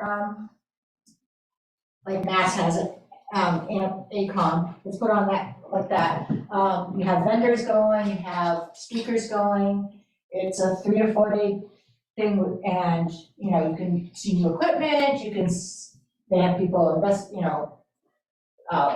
cruelty investigations and stuff on a big view. I mean, we do a lot of stuff here, but it's not on the big view. People say you learn an awful lot. I've always wanted to go, never been able to go. So it's at UNH, which is that far, but I will stay up there.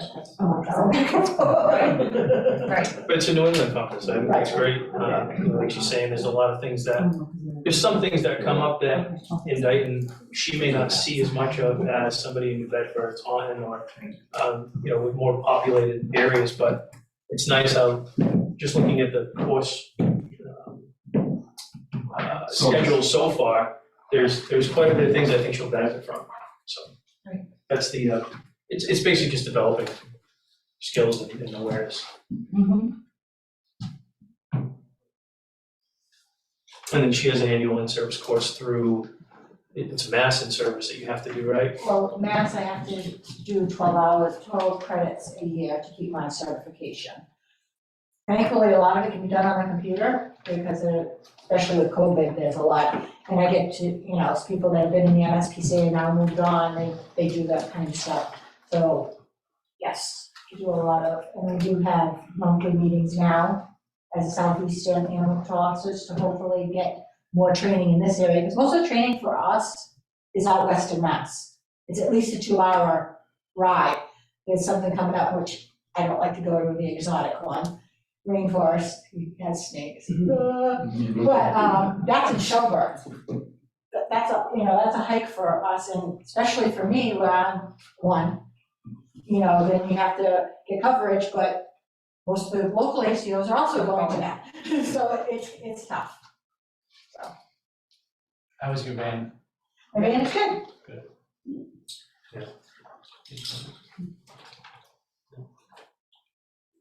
Any questions on animal control? Just 5710 travel, she didn't, are you gonna need that in the budget if she's gonna be going to, the mansion for that? Okay, but I think we deleted 5710, Okay, and we incorporated it into 5300. okay, Excuse me. that's what I figured, 50, Professional tech, 5302. yeah, okay, Yes. yeah, all right, that makes sense. Just to try to clean it up. Understood, thank you. Thank you.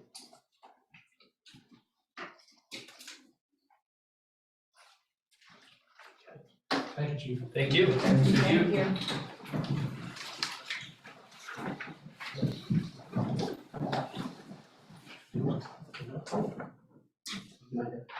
Good night. Thanks, Sergeant. Thank you. Have a good night, everybody. Good night. Good night.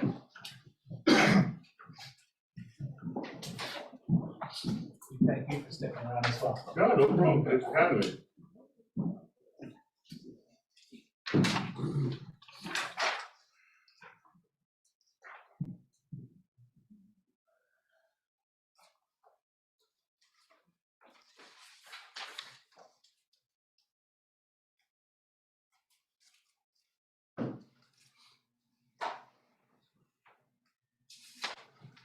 Before we start, thanks for the child seat installs this year. Oh, no problem. Done 3. No problem.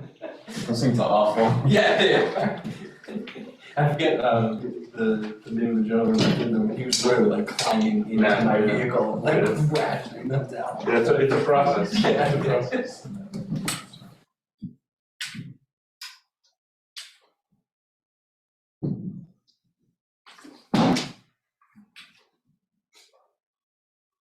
my first question for you, just same situation as the police, where he mentioned that they're already run out of fuel.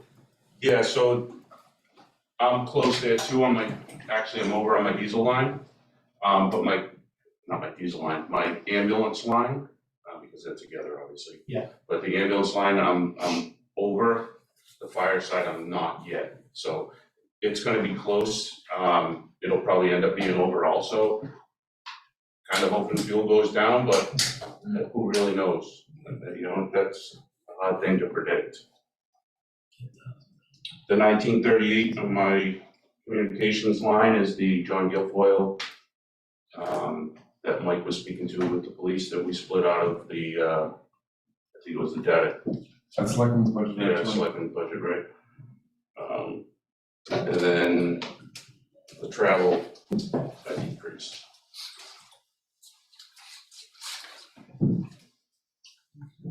Yeah, equipment, you typically spend that pretty much right at the beginning of the year. So equipment's funny right now because of supply chain issues. There's a lot of stuff, like I have turnout gear that's been on order since November. So I try to spend it throughout the year, but a lot of stuff I'm still waiting on coming in. So really, when you can get it, you get it. Correct, Have correct. you seen any change in that? Is it opening up any? Not really, no. No. No, it's turnout gear and all that stuff, because now, by NFPA standard, turnout gear has a lifespan of 10 years, so nobody will produce turnout gear to put on a shelf anymore. So it's by order, I call, and they start producing it as soon as they can, but you're behind, like the police chief said, I'm fighting with Boston Fire, I'm fighting with Mass Fire Academy, they're gonna put those big orders ahead of my 4 or 5, 6, 7, 8 sets of gear a year, as opposed to the hundreds that they're putting in, you know? So the supply chain issues are really killing us. It's killing us with medical supplies. We order, like if I run out of, right now, we're running out of like normal saline, as silly as that sounds. I can't even get the bags that we are required to carry in the ambulance because we don't order enough of them in a year. So they put us behind somebody who orders more. So it's the market right now is insane. So Is there not a way, and this is, I guess, for everybody here, is there not a way of like partnering with other smaller towns and doing larger batches of orders so that you're not the last person on the list because you're in order 8? I mean, yeah, of course, it'd be totally bulk pricing, but with Rehoboth and Berkeley, it's not like, I'm sure there's a bunch of small towns going through the exact same thing. Is there not a way of us kind of all having one large order and divvying them out accordingly? So we've actually looked into that, and the biggest problem with that is having, number one, a place to store it. Everything has a shelf life. So if you order a bulk order, let's say like the normal saline, it's a 2-year lifespan. It can't be exposed to the sun. So you really have to have a place, and then who's gonna be the distributor is the problem. Be responsible and then distribute. Correct. So we have, in some cases, we have been able to do that, but it's a logistic nightmare.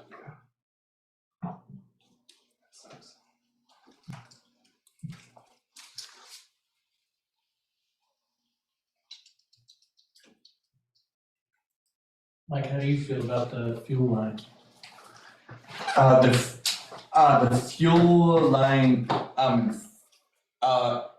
I'm fire with now is actually holding better than police and highway is now.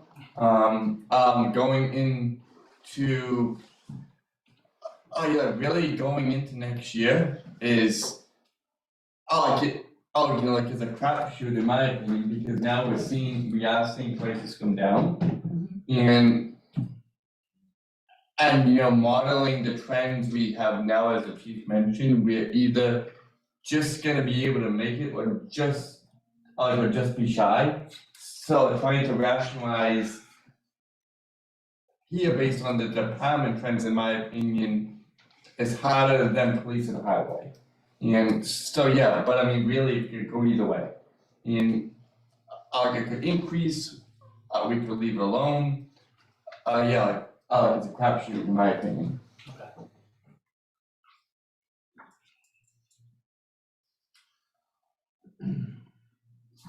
That really wasn't a good answer, I'm sorry. No, there's no right answer, right? Right. It's the best answer you can give. Yeah, assume it's gonna go down 20% or up 20%, Right. and then be completely wrong, Wish I could predict it, I'd like to do it in my own home. Yeah. And the other point is, it's planned already. Yeah. We can't tell a fire truck to so we can't provide you money for gas. No, we just have to budget enough. I think that's the main thing, is trying to analyze that. But I do think the prices are coming down. They'll spike back up in the summer as they always do, and hopefully they'll stabilize. Right. Diesel fuel is slowly trending downward, Yeah, it is. very, very Yeah. slow. Yeah, I get the numbers every day, and it is trending down, but it could mean, Providence has been without diesel a few times to Port of Providence. Yep. And we've been without diesel fuel, and we couldn't even buy it. So stuff like that tends to drive the numbers back up. So right now, it's been pretty steady, so. As long as Norfolk doesn't lose any more, rail systems, we should be okay. No, not today, yeah. Yeah, they got quite a record going for themselves. Any other questions on fire? No. 5250, which is building repairs and maintenance, and then 5430, which is building repairs and maintenance supplies. They're both the exact same number, which isn't a huge number, but I just was intrigued that they were both $2,856. Is that a duplication? Nope, two separate lines. Two separate lines? Yeah, so building repairs would be, if I have to bring in a contractor to fix something. And building repairs and maintenance supplies would be stuff that we do in-house. Like the supplies to do. Because I don't contract out for cleaning. So there's custodial supplies too, but there's other things that go along with, vacuum cleaner and, the equipment kind of things that we purchase out of that, so.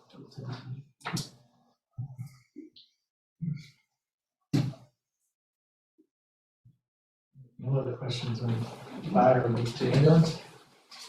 I'm the same. Yeah, they're actually on the same zero-based budget worksheet, it's just broken in half.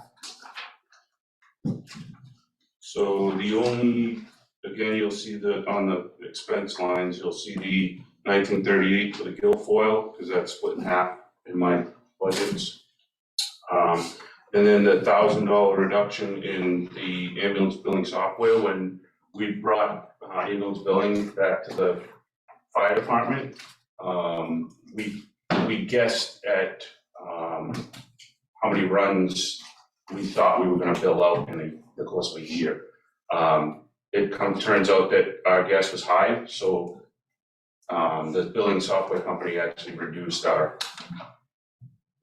what we paid per month.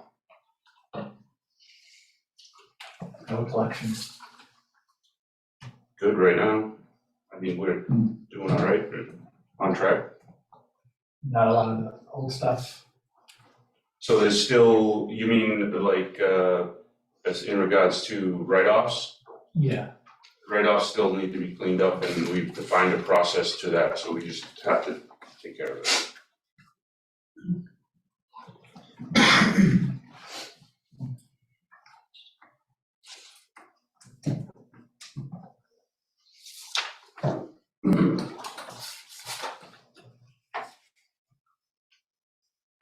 Any questions on ambulance?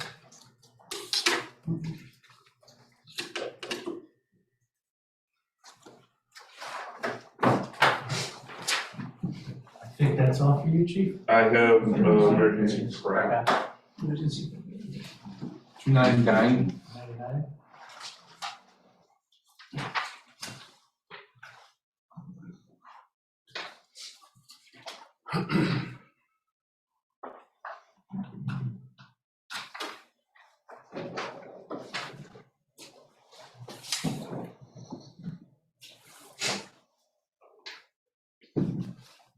So, if I can just, emergency prep originally was a subcommittee of the Board of Health, which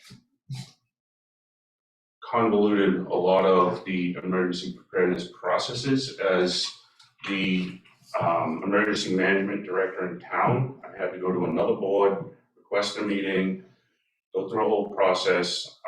It just didn't make sense. So Administrator Mullen and I had a long conversation. It made more sense to put it under my purview as the emergency management director in town. In doing that, I feel like I can clean up a lot of the expenses that were necessary where it was. So I've been able to reduce this budget in doing that.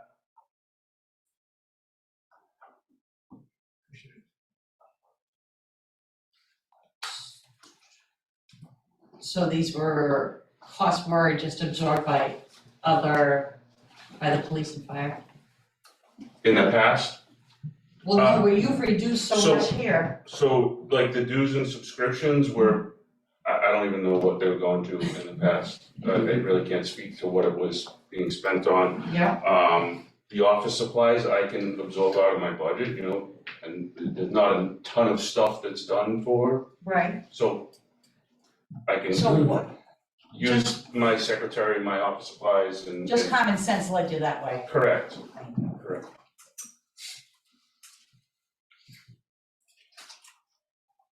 Communications would mainly be like mailings.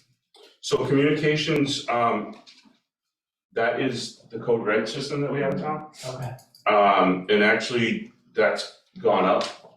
But I think the budget can take care of it. Okay.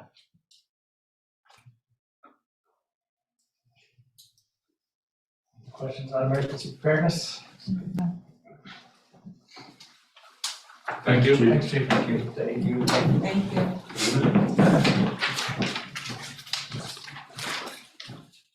All right, just for everybody that's come in over the last couple hours, we're obviously behind. School went a little bit longer.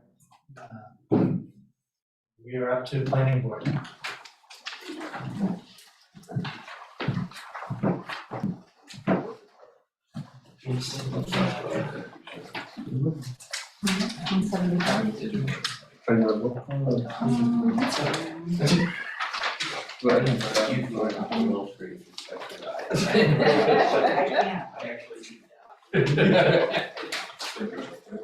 It's after the trail,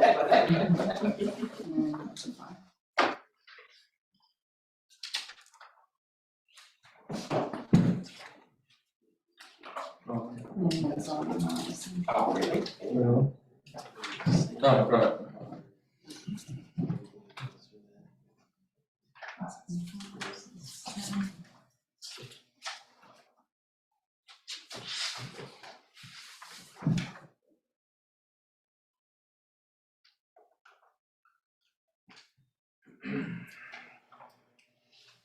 Evening. How are you? Good evening. Good, how are you? Good. Good, so, invite the police chief, I'll just accept your questions, I think it's pretty straightforward. So this is not geared towards you, I know. I guess more a general question for the board of selectmen. This is our first department that's got a stipend. Is that something you guys have discussed? We discussed it, but not at 8%. Not that common, or So I will let Mr. Woods, who is online on Zoom, he was chairing that evening and he made the motion. Mr. Woods?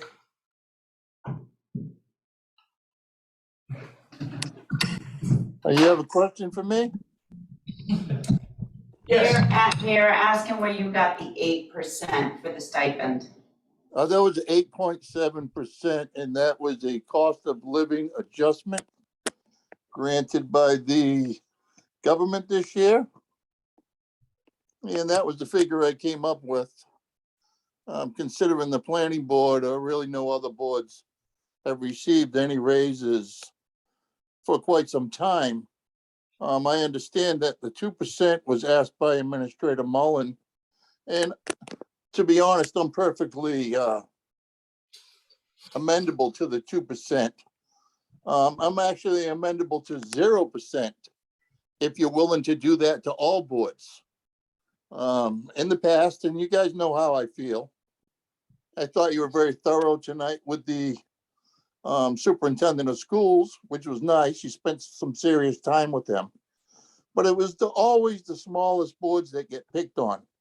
And I've brought this up to you many times, and I still feel the same. So, it's your call. We would accept the 2%. The 8.7 was thrown out there just for a wow factor, and I'm glad I get your attention. We would also accept the 8.7%. It's your call. But let's be fair, let's be fair. I thank you for the work that you do. I've been attending finance committee meetings for over 20 years. I know what everybody's budget is, as well as you do. So I'm not asking for anything that anyone else hasn't already received. And that's all I have to say. Thank you, Woody.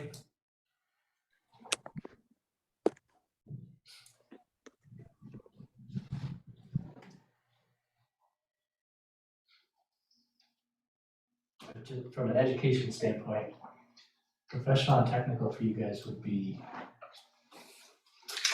Mostly it's legal fees. So we do, right now, we have 2 appeals, actually. 3 appeals, we just got a 3rd appeal. So we're gonna be incurring more legal fees. So the appeals come under your professional and technical line? Correct. So typically what happens is in the planning board, we have what we call a 53G account for the peer review fees. And in a normal case or a presentation for any site plan review, special permits, legal fees would fall under that 53G. When it goes into appeal, that comes out of the town or the planning board's budget account. We can't charge the applicant under that. Now we have 3 appeals under that. We can stay within that, if we can keep our fingers crossed. And we also have times where we might need a legal opinion on a case, questions, concerns on something that may arise.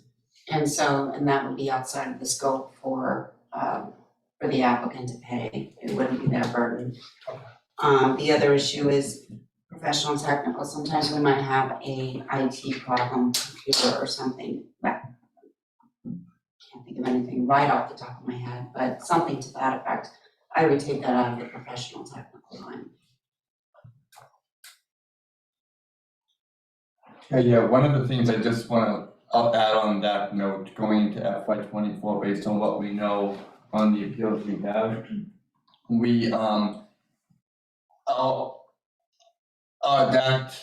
I don't believe that $15,000 is going to be adequate.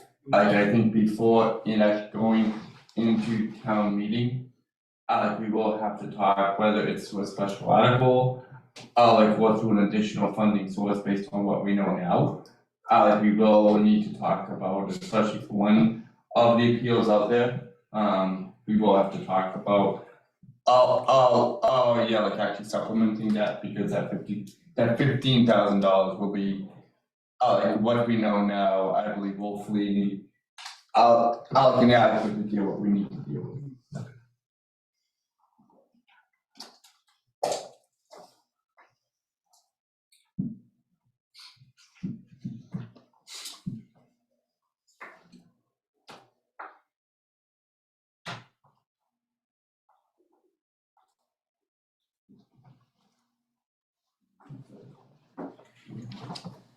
Any questions for me? No. Fine. Thank you. If I may, Board of Appeals. I'm doing Board of Appeals too. This is the day, thank you very much. Sure. Oh, I'm doing one more, not quite done. Thank you. Yes, so 176 is for Board of Appeals.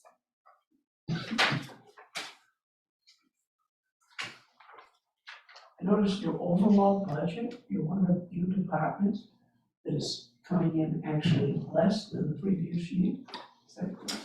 Yes. Please do, right here. Yeah. That's the net. No 8.7 stipend increase? Yeah, no.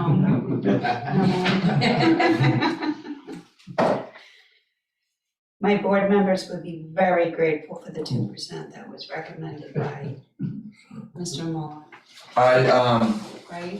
Actually, like I mentioned the other night, that I did include, or, in other boards, I included, even if a board didn't ask for a 2%, I just included it in my recommendation.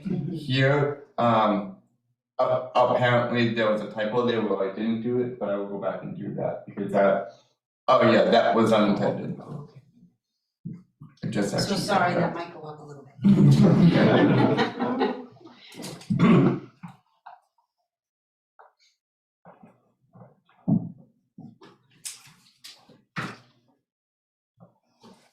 And for the same education, this Board of Appeals and Professional Technical State Attorney. Same exact thing, so it's the same scenario. We geez. could have an appeal, we do have a couple of appeals. Go ahead, Mike. Yeah, no, I spoke about it, it's in there, I'll shut up now. I was gonna say, I thought it was in there. It so was, I'm sorry, I looked at the numbers. top line and I wasn't, I Okay, didn't copy. so the what I was number's actually not doing. going to change. So the same scenario as the planning board. We have a couple I think one appeal on file. And same thing, if we have any future appeals, right now we don't have too many cases on file that I'm anticipating any appeals. But just in case, also legal opinions if we need them, and again, IT. And typically with something like that, because I do both planning and zoning, so say there is an IT problem and it's shared at my station, I always split it between the two.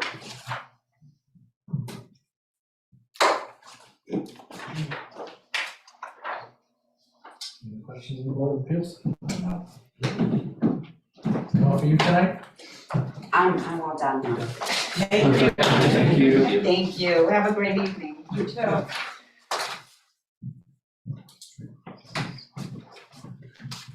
Move on to Park and Rec.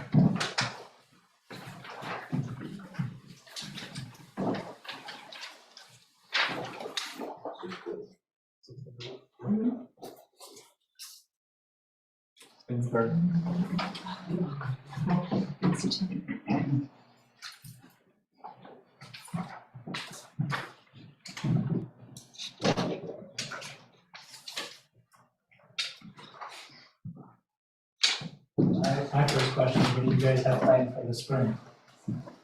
Everything. Everything. So just kind of quick rundown. I know that you're probably looking at that we haven't expended any of our recreational funds as of yet. We have the Easter egg hunt coming up next weekend.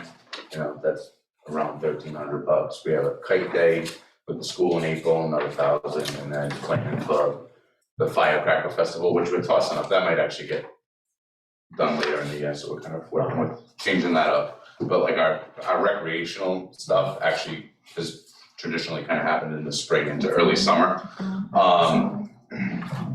One thing that we are kind of exploring is we've over the last 2 years have been trying to increase recreational activity and not so much just be a parks maintenance commission.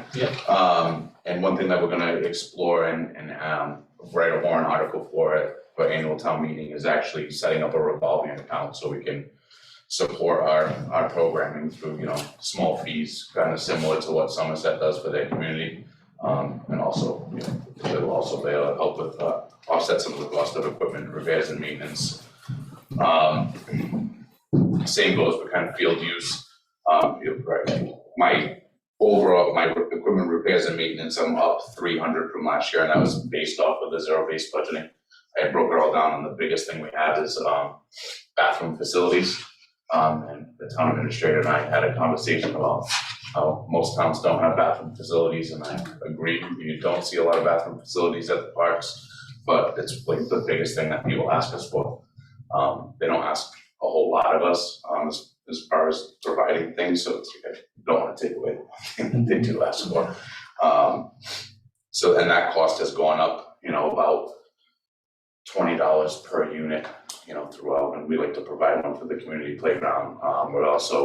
We have one right now that at the North Layton Playground, because of the construction that's been going on, we had to provide one for Bristol Plymouth to do the ball field fencing and lighting, but we'd also like to provide one now that we have the playground there. It's kind of high traffic, and there's been some incidents It looks with really good. baseball, thank you, with baseball practices and kids using the bushes instead of the bathrooms.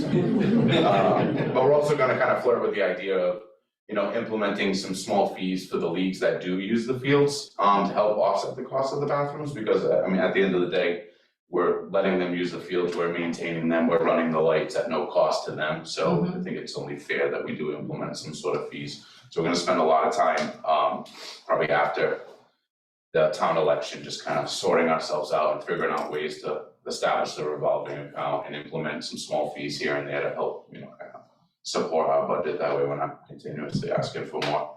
I think the only thing outside of the norm in the, in my zero-based budget worksheet was, repairs to our shed. So we were gifted the shed at the tennis court facility by the police station, and it's, teetering on, needing some TLC, otherwise we're gonna be spending, $12,000 to get a new shed, so we're, sinking $1,500 to $2,000 into putting some new shade, some vinyl siding on. That shed. Everything, spare swing parts, pickleball nets, hockey nets, decorations, but, different, the Easter egg hunt. Gonna try to get back into pumpkin painting this year, so we get Halloween decorations. It's kind of, we used to only have the closet in the lower level of town hall, so we're extremely thankful to have the shed. That closet was like Narnia, I don't know how. I managed to fill a shed with what was in that closet, so it was interesting. Yeah, so I think the only thing that kind of looks off at this point is just our recreational line, just because we're moving into the season where we're really spending that money. Yeah, I didn't remember that from last year, that's why I wanted to ask you what you Yeah. guys have coming up. Yeah, quite a bit, it's gonna be a busy spring. Thanks for the pickleball. It's fun. Everybody loves It is. pickleball. Actually, pickleball is unique, and we love pickleball because pickleball is probably one of the few things that when, somebody asked us for something, we're like, okay, well, we'll look into, doing this, and this. And that group of people came out and we painted the lines ourselves. They fundraised to get extra nets, they fundraised to get extra balls and paddles, like, so people who didn't have equipment could participate. So I can't say enough great things about the pickleball group. And that's kind of why we want to move towards the revolving account too. And we've already talked to them about it, the possibility of establishing like a legitimate pickleball league with designated times. And then, we implement a small fee, it helps us maintain the courts. If a net breaks, we'll have the money to replace it. It won't be, scrambling to find The it. interest is there. Oh, it is definitely. Can I just interject something? Sure. I taught back at school in Rehoboth. I've been retired 17 years, and before that, I did pickleball with my kids, and they go, "What's this?" And now I'm sure they're adults, they're all playing.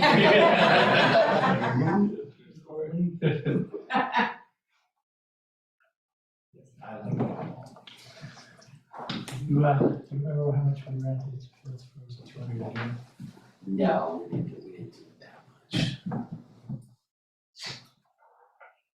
I want to say, Little League fields we were renting for 25, and the Babe Ruth field was either 50 or 75. We weren't asking for much. Yeah, but I've been spending a little bit of time with Somerset Parks and Rec's director, to kind of, because I'm not interested in reinventing the wheel, and they seem to do a great job of providing services to their community, so just kind of modeling some of that, of what we can do here off of them. I think our cost for some things would probably, especially field use, will probably be lower than what their field costs just because we have less to maintain, so. But as far as, it kind of gives us the ability, because even things like paint nights and things like that, so, you have the ability to, make a little bit of money to support your program, so. Sounds good. Questions on the hard work? Thank you. Good, thank you. Thank you.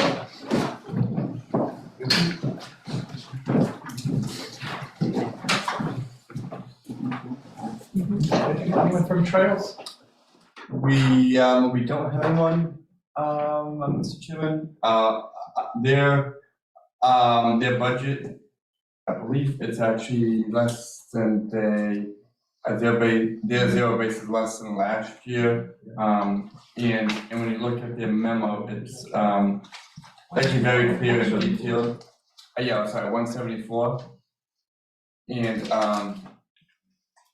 And they've been doing a lot of work out in the broad Cove area with benches and the construction of benches and the flooring, for the benches as well. So this, so their request would allow for the continued progress on that, packs and a case of bags for pet waste dispensers.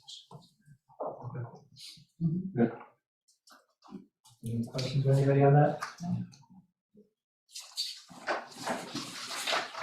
All right, we'll take up a little bit of time. Jocelyn, we'll move on to you. Library assistant. Public library. I have, my handouts, if anyone is interested. I'm sure you do. Thank you.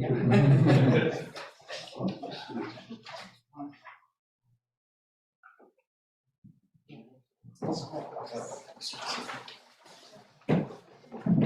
you.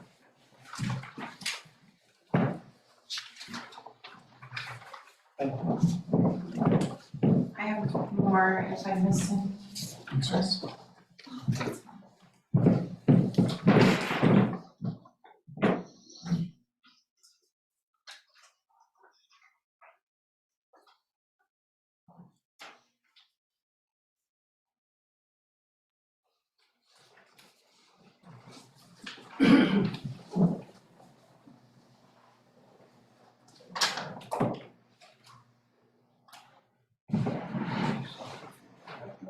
I can see it. I have a question. What are the hours of the library now? The hours are, Mondays, we're open noon till 8. Tuesdays, Wednesdays, and Thursdays, we're open 10 to 6. And Saturday, 10 to 3. For both locations. The children's and Yeah. adults? These numbers in regards to the books, 6,836 children books. Is this just from the the Somerset Avenue location? Or does this include library books at the elementary and middle school? No, just the public library. Just the public library. Thank you very much.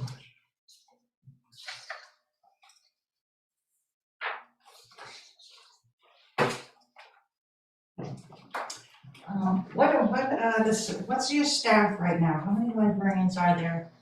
We have 3 staff at 35 hours, 1 at 32, and a part-time staff who we estimate to be about 15. We have some more than 15-hour weeks and some less, but that's what we budgeted for. If somebody's retiring, Possibly. maybe. Yeah, possibly.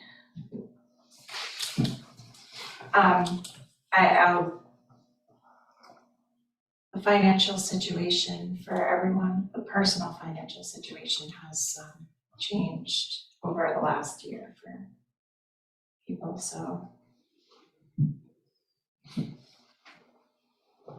I don't know what to expect with forecasting that exactly, but the potential is there. And what is the anticipatory date for moving to the library? If all continues according to plan, we're looking at the end of 2024. In the calendar 24 or? Calendar.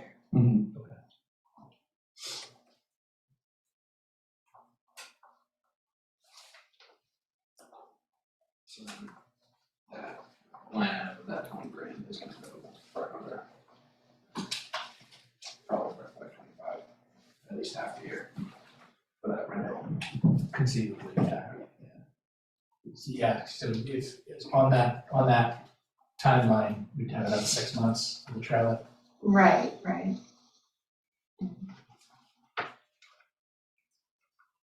So probably a year. Yeah. I'm glad you said that. And we ask this every year. Yep. Books and magazines is the set amount that the states requires you to spend to stay Correct. certified.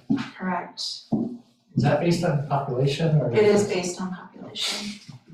And I did give the second page you have talks about the benefits of certification and what could happen if we lose certification. And not only do we lose state aid, this past fiscal year, everyone is getting the highest amount we've ever gotten in the history of the state aid program. For us, that'll be, I think it's just over $17,000. A few years ago, we were just kissing 10. So that's a big, it's a significant jump and a little bit extra to help us with programming or whatever comes up. And I know that there's some confusion about reciprocal borrowing in the community. When we lose certification, other libraries can decide not to honor a Dayton library card, and that's in statute. So there might be a few libraries that decide, we'll loan to you, they'll feel bad, but most libraries will not. Most boards of trustees will not. And I like to give this analogy because I think it's really clear that Dayton would never stop paying for trash pickup and expect Somerset to say, oh, come on, pick up our trash. You'll cover everything. Right. We would never think of that with any other service, but for some reason with libraries, it's reciprocal. We all pay in to get back, to share what we can do. So I just wanted to really emphasize that point. One more thing with the growth, do you see more growth now with electronic borrowing? We did from COVID and it's continued growing up. I don't think I have that information, but you do see growth there. Those collections are very cost prohibitive and they're more licensing terms. And I feel like the more we invest, the more they're used. So that I have been spending more and more on those collections because they're getting used and the estimated wait list is like 60 days for an item. And I don't know if any of you have tried waiting for an item. And I can't keep up. Like all I do is buy things that are on hold the longest and things that have the most holds, and so that's. And because they're tied, when they're online, right, they're tied to the library, so you'll get, I guess, credit for those digital checkouts, right? Exactly, so some models are 24 checkouts or 2 years, whichever comes first. Some are just a year, and they've been offering like year terms for less money, and I've been taking it because I don't know what's gonna happen in a year from now. That's right. It's gonna fall. It's a hot favor. item right now, but maybe Right, less. so it's just one of those collections, both in audio and ebook, that the more you invest, the more it gets used. Great. besides the books and magazine costs, are there other costs involved in being certified? Though, well, one of the other financial factors is that we need to maintain the municipality has to maintain a certain amount based on the last budget year, which we're doing. There's a formula, it's very convoluted, it's like the average of the last 3 budget years times a factor of 1.5 or 2.5, I can't remember that. But we're hitting that, I try not to screw that up. So And then certification allows, like you said, between sharing with the that's the big libraries benefit. and so it's still, I know with my kids always borrowing, using the zoo passes and all that. Right, So yep, we still have that program too, so. What is the 5350 recreation line? That's our programming costs. So when we bring in speakers or magicians or even our supplies for those, the children's room is still, for COVID, we shifted to like the take-home crafts. And those things have been really popular and we've kept up with that. So all those sorts of things to bring access to. And that we raised that amount a little bit because we're starting to have more in-person programs. Yeah, that was my follow-up. Yeah, no, that, we just came from one, the historic buildings in Dayton, and we had over 20 people there, which is really good for us, and yeah, and it was a great program, so. And I'm gonna guess that the 2,000 from last year and even the year before was probably more COVID related than. Right, yeah. Higher, I mean, going back to 2020, we spent 4,500 there. So there's probably more in line with the historical. Yeah. Good. In regards to grants, Yes. I know a major portion of the grant funding for the Main Street Library project. I don't see anything reflected here in program grants. Those show up on our like special accounts each. Right, but I don't see it on the budget sheet in regards to the impact it would have in the overall budget, the overall operating. But we can't put that into the budget because grants are, we may not win that grant. So the budget is. Grant money that you Money received. see, grant money received. Those are in the special revenue accounts that are separate from the operating budget. Okay. And I don't know why that is, but I just know that. There's no cost associated with those applications, correct? No. Yeah. So I So just to clarify, based on cherry sheet revenue, with the library director, it's actually like on page 1 of the budget overview. Like if you like go to page 1, you can see exactly what the library director had been mentioning in terms of the revenue that we received. Specifically for the state aid for libraries, that in FY 22 was 14,358, and in FY 20 in FY 24 based on the increase that the government has proposed, that would increase to $19,407, and that goes into our overall available revenues. No, thank you very much. Great, thank you. So paying more than a third of what we need to spend.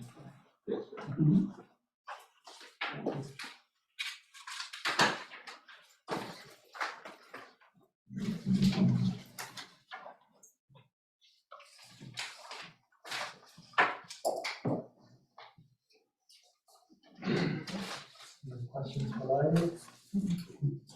Thank you all. Thank you. so much. Thank you.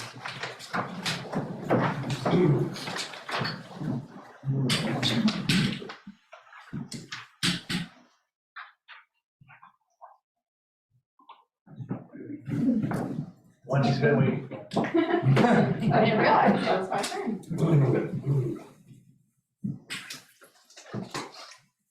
So I'm Department 135.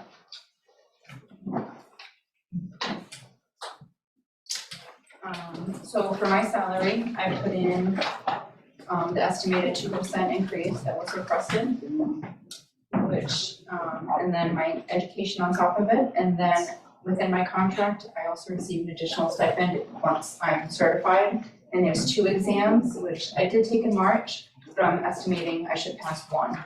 So I added in that additional stipend as well. And then next year, if I pass, I'll add in the other amount. My assistant is level-based.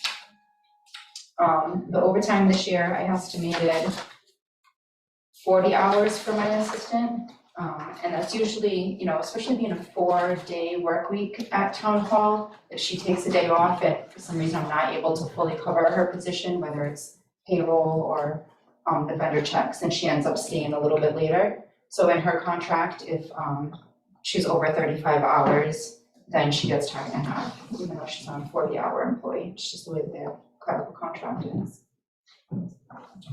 Her clothing allowance, it's contractual.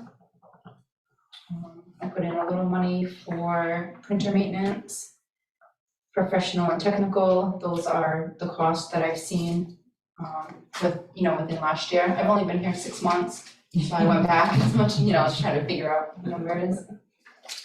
The audit amount is contractual, and that 7,000, we are gonna have a single audit next year based on our spending over 750,000 this year. The office supplies, I am gonna ask if I can put that back to 600, add an additional $200. I ordered a toner today and it was $210. Yeah, that's I jumped knew- appreciably in the last year. Yeah, I didn't realize it was that much when I initially put this together.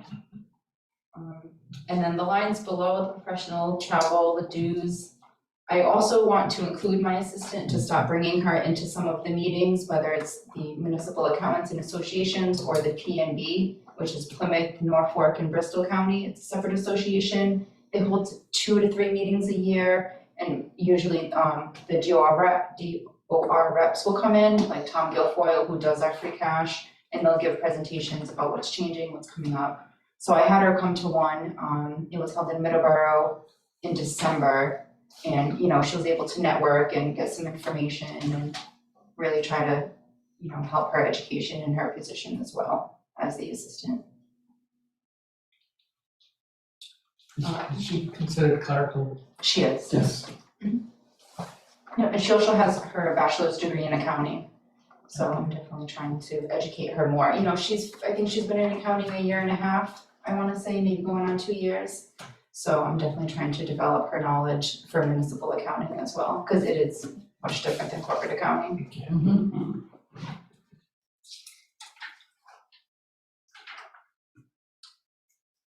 Christian? Continuing that, would that all be you, or is that her as well? The professional development, I did add in her as well, for some trainings. And then the MCPPO, that's my certification to keep up with being an associate for the procurement and the courses that I need to continue to pursue that as well.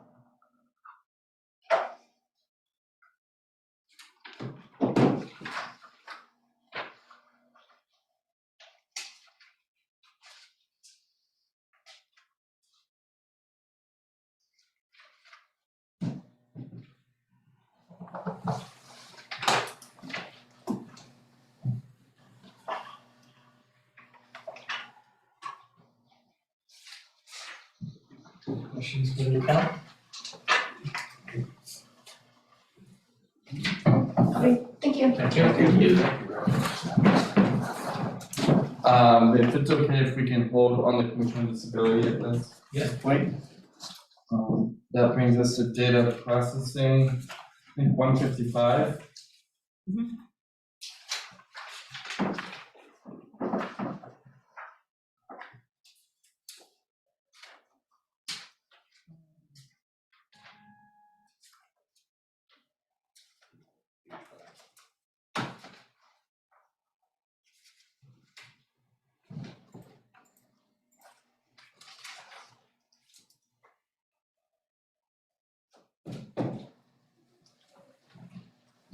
Just a question on the fire department software fees, that's separate than the Yes. software that he was talking about?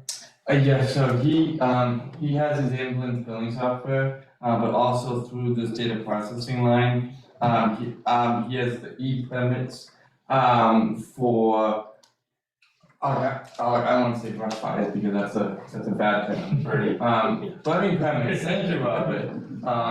So his e-permitting for like burning permits and, like in any other permit base, he has a subscription to our residents, to request and receive those permits online. Okay.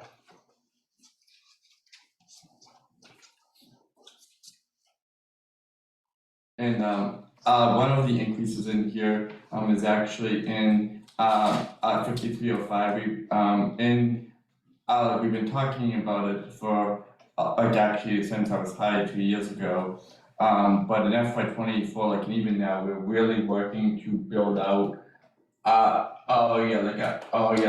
online permitting system, and to increase, and to ensure that we increase the communication between our permitting departments and also not only our permitting departments but also our financial departments, who actually like in terms of like checks for tax, in terms of checks for tax compliance, checks against whether a parcel's in chapter land and so forth.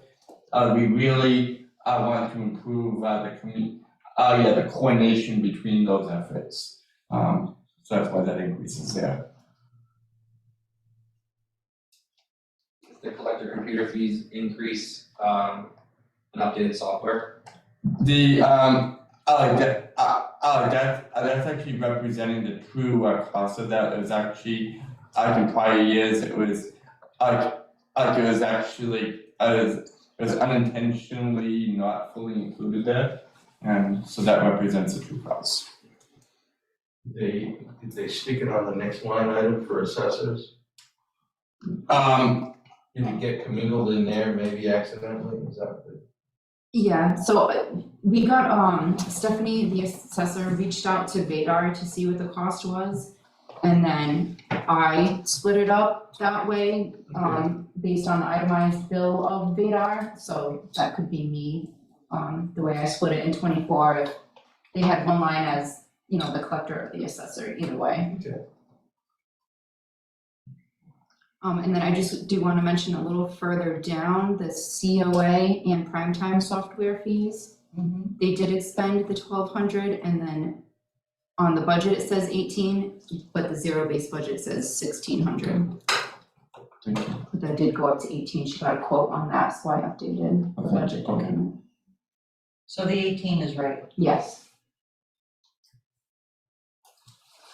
Not to be, what types of software do they use? My senior center online subscriptions. Yes, I mean that has been, I think it's been an enrollment and program-based, I don't wanna say tracking software. The COA will be able next week to provide exactly what that does. Is that probably billing too? Well, that's what I was thinking, cause I get bills once a month like that. Oh, it could be broken that out tracking. pretty, you know, between meals, transport, and the actual services there. That is, so that is separate from the primetime program billing. I believe my senior center is also for the general COA programming as well. But again, like I don't wanna like just shoot from the hip either and,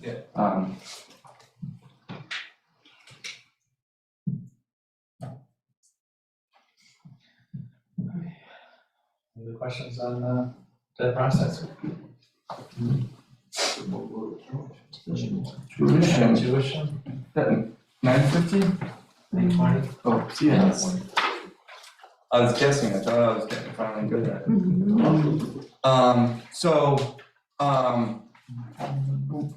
We've been continuing to do some work on this line.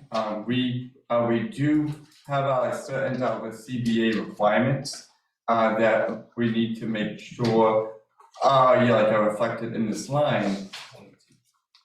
And, yeah, like originally, when we were, when we were like when we were budgeting this out, we, like actually you'll note, like in the police budget, they do, have a $6,000 line, for tuition reimbursement as well, like, and when I originally budgeted this out, I also included that same exact $6,000 here as well, so based on that $6,000 already existing, the PD budget, the only known tuition, costs we have now going into FY '24 is actually 3,000. So that should be able to decrease by the 6,000, because the $6,000, which is, like a CBA, a negotiated contractual term, is already reflected in the police budget. Is this line would more be for people who aren't contractually obligated to get the education? You would think, but in years past, we have paid tuition for the fire department out of this line as well. Okay. Mike, Yes. with regards to the assessor's office and their certifications. Yes. Is this reflected in this tuition line item, or is it? So this Department 920 is specifically for tuition. For colleges? Yes, it's not for professional development, and certifications. And so those type of things are included in the P&T lines in the budgets. So yes, so like, and we did ask in our budget memo, which we use to kick off the budget process, we do ask the department to identify, any employees who are planning, like on applying to take advantage of our tuition, program, and, as of right now, based on that request, we only have one employee. So like, we should be able to reduce that down, to $3,000. We're officially putting that down to. Yes. I have a question with this tuition. So if somebody takes a college course, does it have to pertain to their position? Yes. Okay. Yeah, like it can't be a random. Just working towards a degree. So once they pass the course, Yes. they are reimbursed. Yes. And then I'm gonna follow on. So once they get a degree, then we pay them a bump up? It depends on their position. Okay. What is the follow-up on that? Mm-hmm. Is there a minimum grade that they must obtain to get reimbursement? It depends on the CBA as well. Okay. We've been working to increase that as well.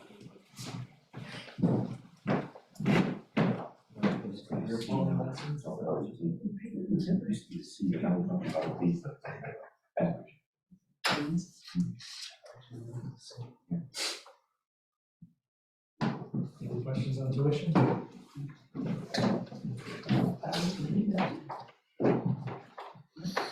Is that it for tonight? Yes. Yes. Okay. Only about 4 minutes over. Not bad. We still have it at 8 o'clock.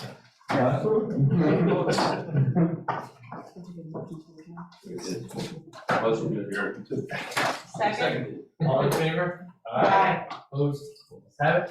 Motion to adjourn. Second. Motion made and second, all in favor? Chico, aye? Chairman Howell. The time is now 9:05. Thank you.